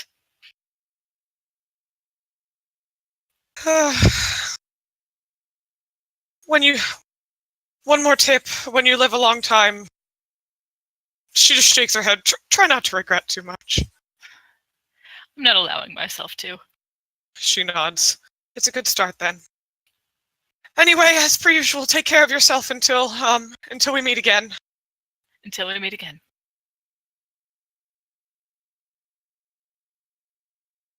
Safe travels.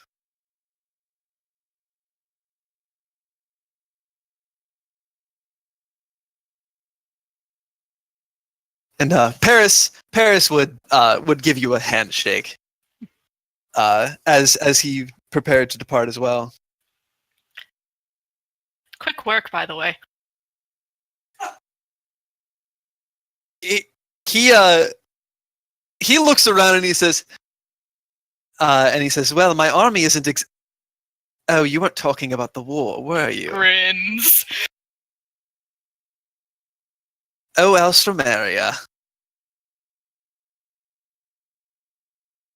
It's been a pleasure. Were we in reverse situations, you would say the same. Oh, you're absolutely true. Safe journey. And though I likely won't be in attendance due to both distance and, well, she eyes Penelope for a second. Perhaps it would be best if you did not. She doesn't But like me very much. it's all right. Would you like for me to share with you a secret? She raises an eyebrow. I think you're just fine. She feigns surprise and shock. That'll be our little secret. I won't breathe a word of it to anyone. Take care of yourself, Alstromeria, and for your own well-being, I would make sure not to hurt our king's feelings again. He has a bit of a someone who may be less forgiving than I now. He says, smiling over at Cecil, like watching them be cute couple. It's fucking obvious now, if it was not already. Yes, I'm well aware of that. Well, I won't be in any sacred homes anytime soon. Good. I can't imagine that'd be good for your digestive tract. I don't care. She says. He So shrugs. I suppose you're right. I'm not even going to pretend to understand how that works. Never stop being strange, Alstromeria. I don't think I can at this point. Never stop being you, Paris. Equally as unlike. And he'll offer you a bow before returning to his fiance's. She scowls, but she will bid you farewell.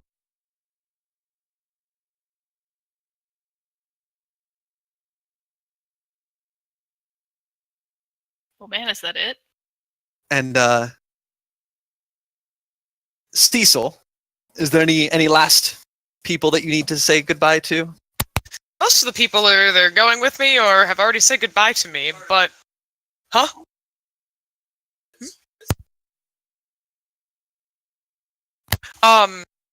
Though in sort of moment, she does make her way over to Carter Crestworth, who is in the area. Yeah. And they have since been talking, some in all of this, and... Carter? Yes, Cecil. I will be in touch if you need anything for your, revised edition, if you will. 'Tis quite the undertaking, yes, but thank you. I will be sure to write if I have any further questions. You've been more helpful than I could have possibly imagined already. She shakes her head, and I could say the same given the nature of your work. There's a lot of. She looks out to the beach where the tribunal took place. Mm-hmm. There's a lot of prejudice to be undone, and not all of it is. It's some of it's deserved, mind you, but it's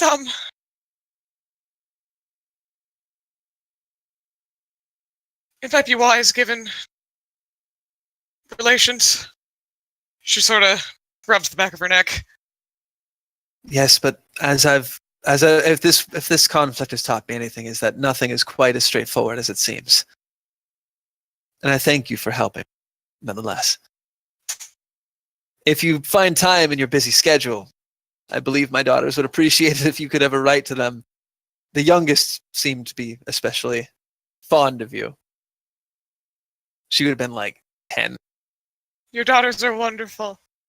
I'm sure I will. Take care, Cecil, and may the blessings of the 3 and 5 guide you safely back to your home. And may they keep you here as well, then.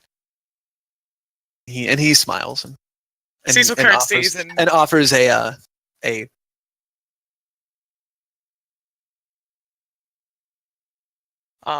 just a gesture of yeah, Cecil farewell. curtsies and offers one last smile, and then she'll head off.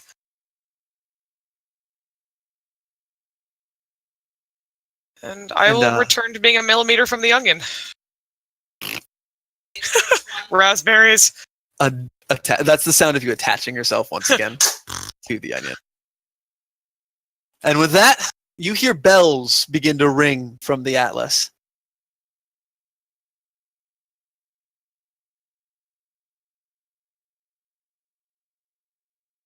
And Paris looks and, well, ladies and gentlemen, I believe that's our signal to get going, lest Bianca start leaving without us. Oh my god, she would. She would, though. I can't fly that many of you there. Keep in mind, we have plenty of other vessels that we could ride on, but none of them are nearly as impressive. She'll remind you of that if you forgot. Oh, and don't tell her I said any of this, or I will ensure that you are court-martialed upon our return. And his soldiers like laugh. And, no, she's on the Atlas already. No, I still stay at that point. And he actually, you totally get him to look for a second. He points at you and he's like, Connor, it was good. Keep that wit, my friend. And good luck on everything that you all do. Yeah. Now, shall we? And he turns and gestures towards the raft, the smaller vessels to take them out. And people start loading up. And meanwhile, Missy's like, "Oh, am I grateful that I'm not under your command then?"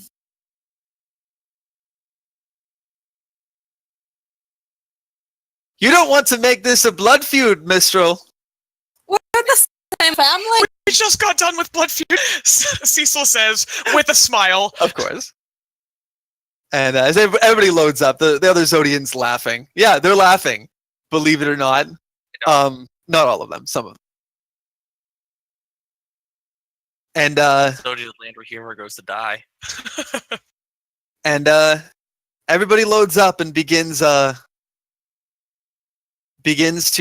set off one by one as the boats make their way away and out off of the piers that they've been tied to,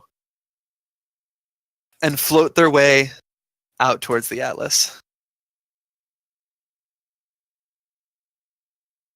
Misty is as the boat that you and or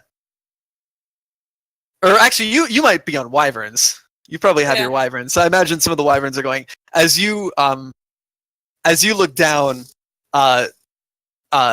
Ven is on a vessel with some of the other friends and such that he's made, just kind of talking. And as they begin to sail out, as you look down, you see a small figure with crutches going as quickly as she can as you see Lisa Oh, quickly no. following the boat as it's rowed away from the dock, trying her hardest to keep pace with the boat across as it goes as she makes her way down the pier. And Ven looks back. They of course had already said their goodbyes, and she following as hard as she can. Her leg mostly recovered, but still in crutches. She Ven, promise you will write, okay? Promise you won't forget about me. And Ven looks back with a smile, and I don't think I could, Lisa. Not that I ever would. Oh, watch out! And as she gets to the edge of the pier, she stops and like starts to kind of teeter over the edge, and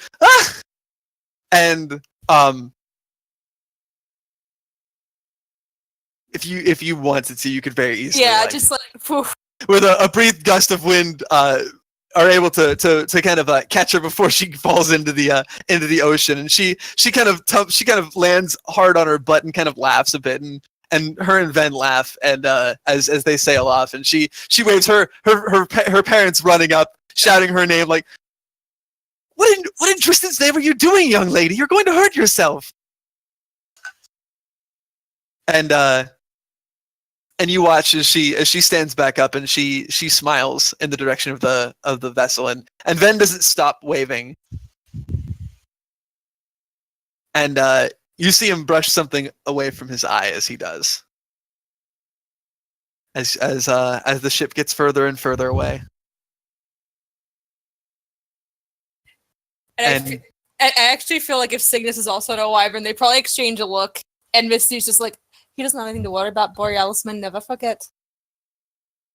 He does that thing where he smiles, and he looks down, flying next to you, and he looks back up to you, and that they don't.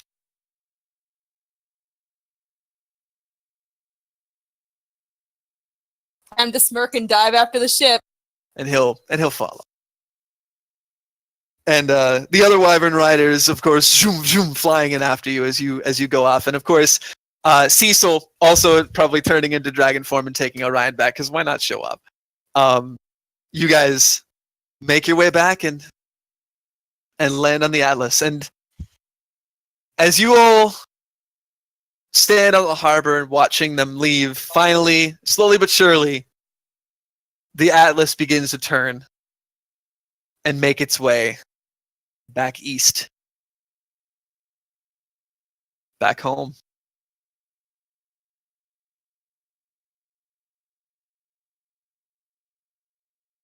And as all of you look back upon all of your friends that you've made along the journey,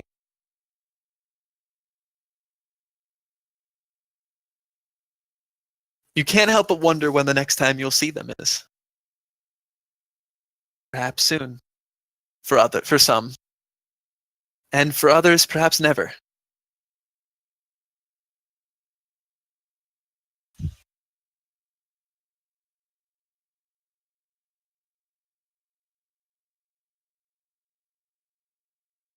And yet, as you sail back of home, you can't help but breathe a sigh of relief. Months pass quickly after the Zodians return. They have some time to travel. And things happen ever so fast.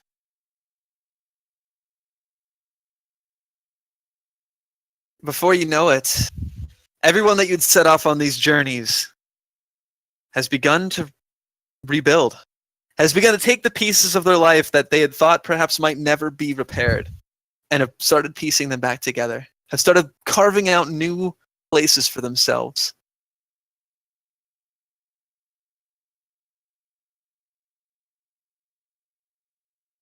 Everything is changing, but you always knew that it would.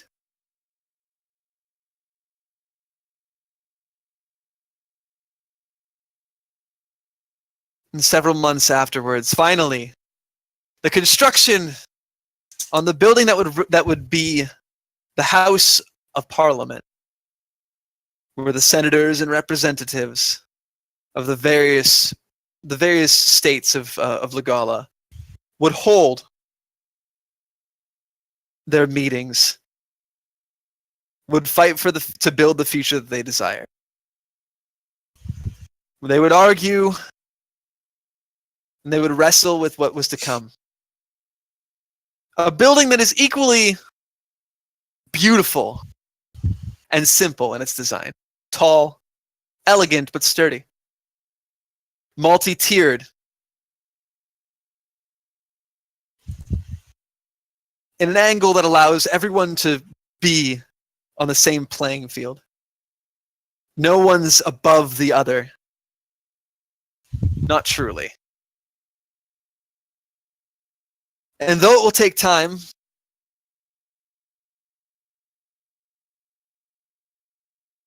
this is the future that all of you want. It's still growing. And you may perhaps never see it grow to its fruition. But you have this.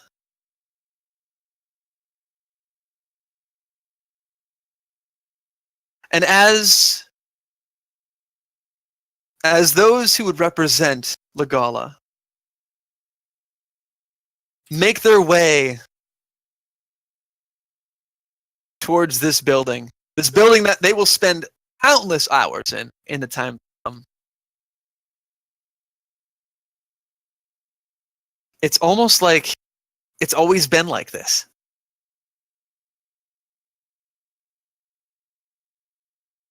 No one really knows what they're doing, perhaps. But as you, Connor, as you climb the stairs, heading to this impressive building, you look about and you see evidence, even just here, of how things have changed.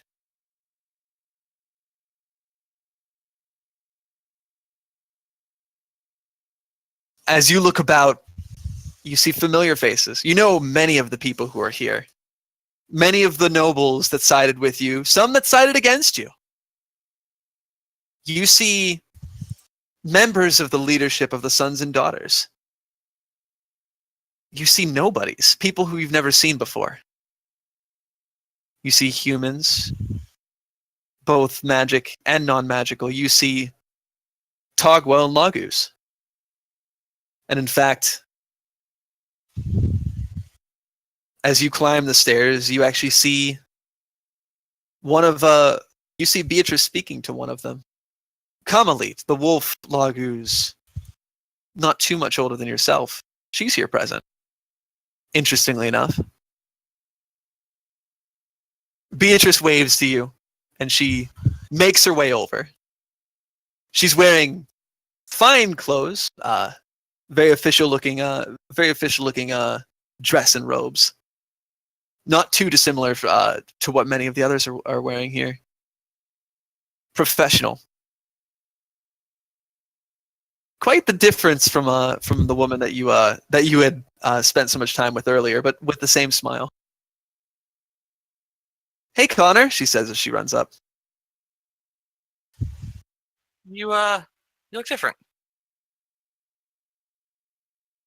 And she smiles and she kind of does a twirl with popping her leg as she comes to a conclusion. She's like, "You noticed," and she smiles.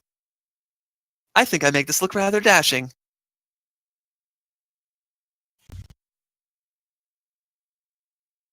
I can't believe you didn't sparkle when you did that.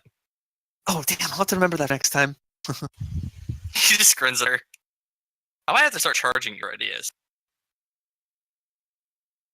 Well, let's just say that let's end up working out as I think they will. I won't have to worry about finding any to pay you back. And there's a glitter in her eye.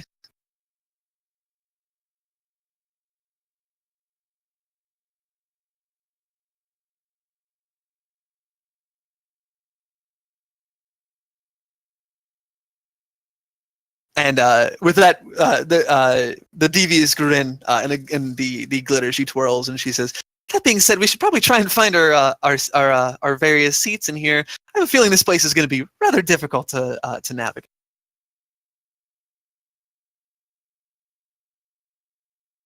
And as you pass, of course, you see Westland looking absolutely exhausted and beside himself. But he gives you a smile. Given some of the things that have happened recently, you're not surprised. But he's here. Renzu's not back. And boy, you can tell that's taking a toll on him. But he's here. He smiles, offers a little more at the moment than that. As he makes his way as well. And Alstra, are you going to be a part of this to begin with? I think you said that you were, right? And so you would see Alstra. Whether or not you would approach her is up to you.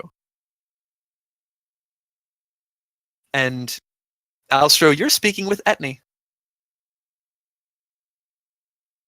Somehow, Etne has managed to actually present herself in a way that that does not look like armor or yard work, and it's absolutely the most baffling thing that you've seen in your life.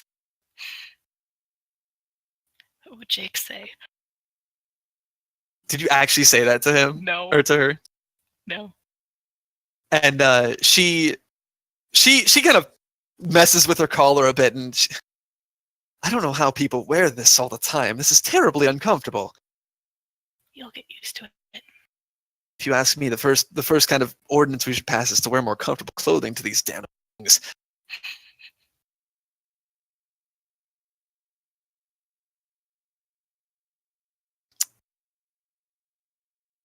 And as you guys are preparing to enter, you look nearby and you actually see Davian. You see him currently leaving the self-same building at the moment. A number of individuals behind him. Notably, you've seen both Nate and Vic, and all of them appear to be wearing their paladin uniforms, likely coming back from some meeting of their own.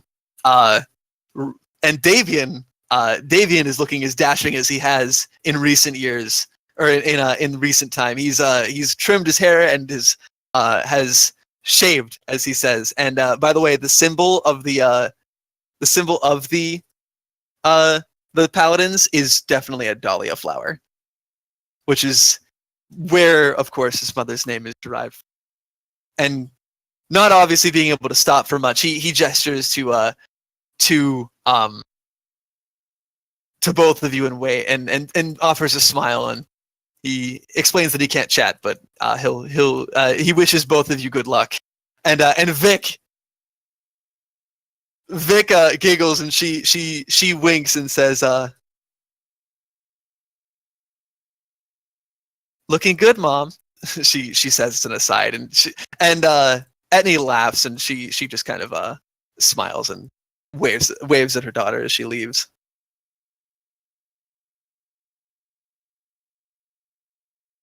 And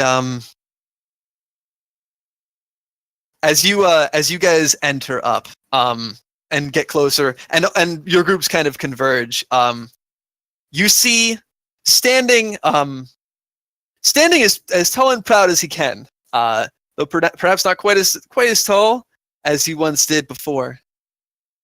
You see George Shieldheart.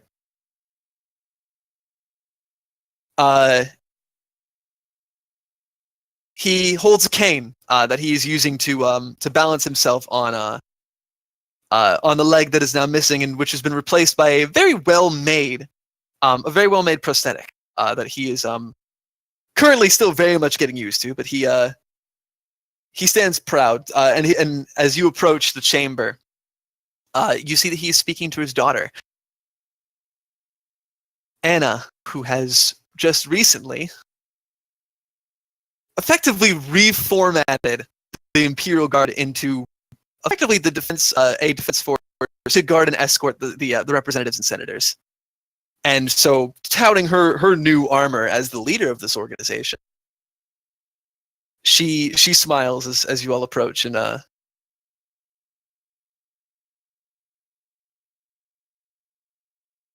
And Etne laughs and says, "Looking good, General. I'm surprised to see you out of your bed after only a few months. This is not something that I could miss, especially given the fact that I'm supposed to be the one that gets this meeting started after all. Thank you. It's good to see all of you here. Are you all ready?" He says, looking to everyone. As ready as will ever be. Things will get started soon. And I wouldn't want to be late to the very first assembly. He, with a nod, he'll turn and slowly with a rhythmic tapping will make his way towards his own seat, and all of you will enter in the beautiful chamber. While decorated and well made, it is not overly abundant as you take your spots, and you look around to the men and women that will be helping you decide the future of your nation.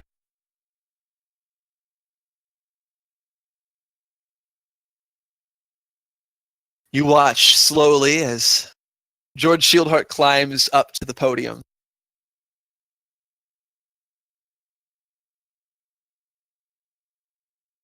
And everything pulls away for a moment.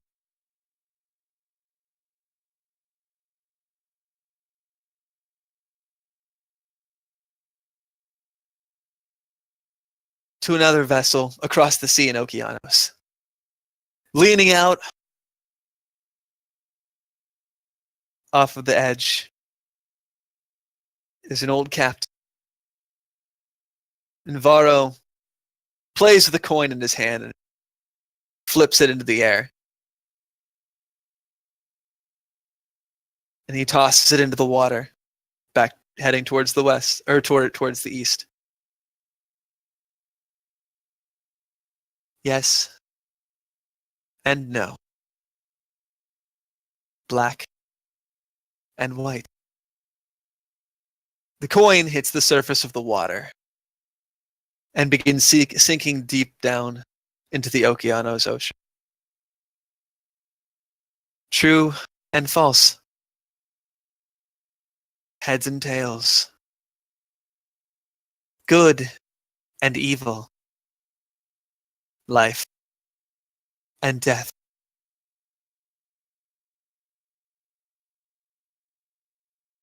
Varro's ship grows smaller and smaller as the coin falls deeper and deeper down into the ocean.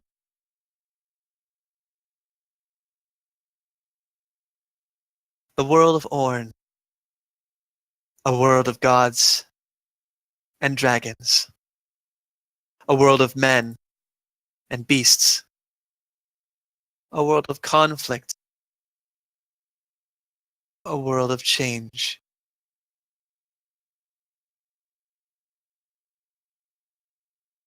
And once again it pans forth out of the ocean, back to the Atlas and the Zodian fleets. The sailors working hard as the tip of the tip of their home crests over the horizon. And an echo of land ho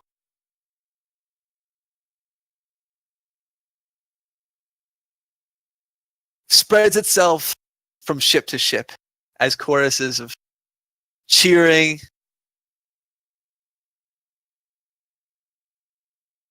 fill the air.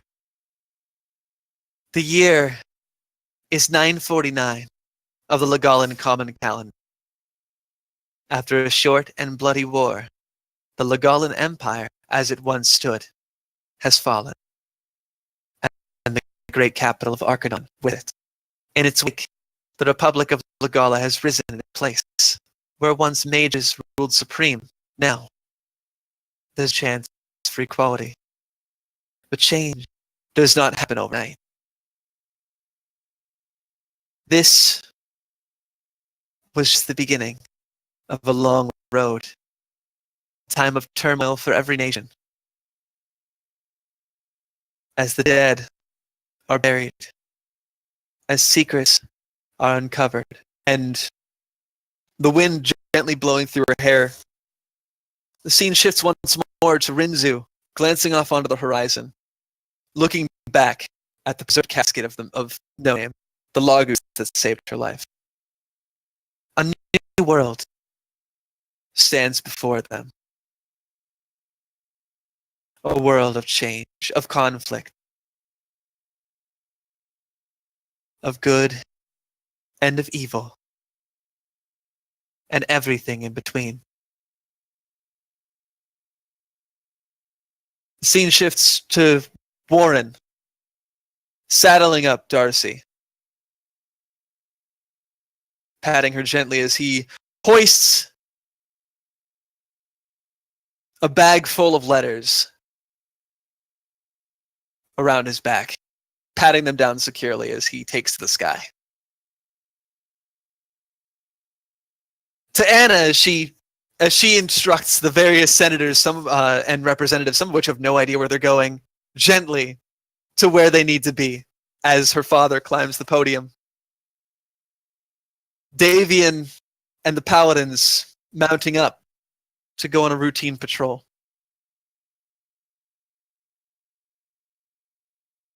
Orion squeezing Cecil's hand. A silent promise.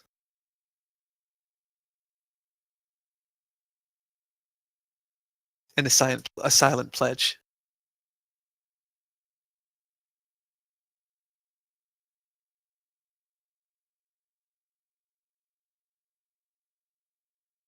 As each of you make your way to the various podiums, Alstro, your eyes lock.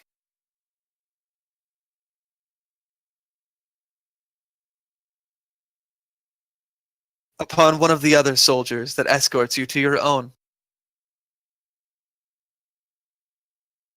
Right this way, ma'am, he says.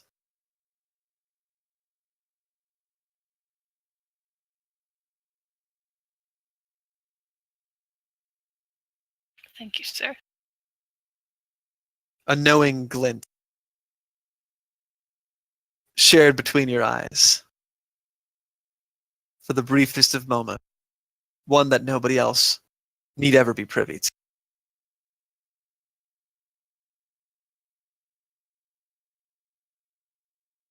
The wheel of fate has begun to turn, and history will never truly be the same. But thus is the nature of change. Orn, a world of magic and men, of myth and monsters. You glance up and see Etne taking to her own podium, looking nervous as ever. She's hardly prepared for this. And Beatrice, looking calm and collected. Westland looking tired. Oh, so tired. And George, as he climbs the podium. Yes and no. Black and white. Taking the gavel in his hand with two solid raps.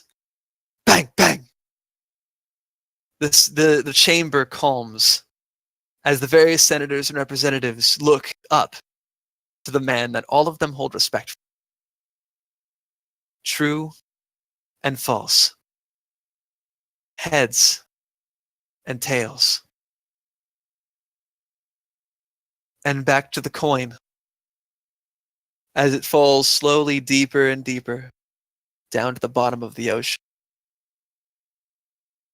The answer lies between the lines, in the immortal ties that bind us. And in those lines lie the truth and lies. Ladies and gentlemen, George Shieldheart says. It is with great honor that I call together the first assembly for we, the representatives of the new Republic of Legala, to begin deciding the many things that we must come to accord on. It is my honor and privilege to call this assembly towards its beginning and to share this seat with each and every one. History forever changed and forever changing. The coin falls and lands on the ground, on the very bottom of the ocean. And with it, there's a spark. And around it, the ley lines that connect each and every inch of this world, each and every person, shimmer for the hint of a moment. Well then, let's get started.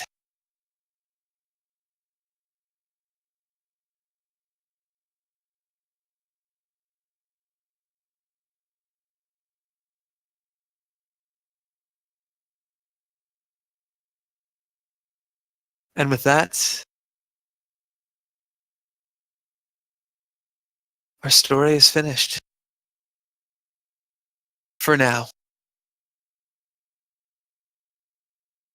Though there's always another tale to be told.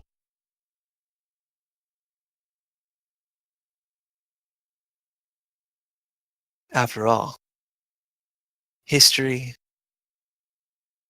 is ever changing.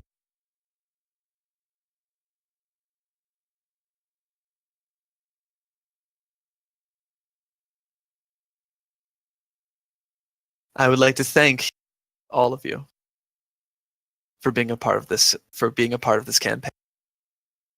And though I know we have the epilogues in just a few short days, it's been a privilege to tell this story with all of you. And I very much look forward to seeing where this world, where all of our children, where all of her children go next.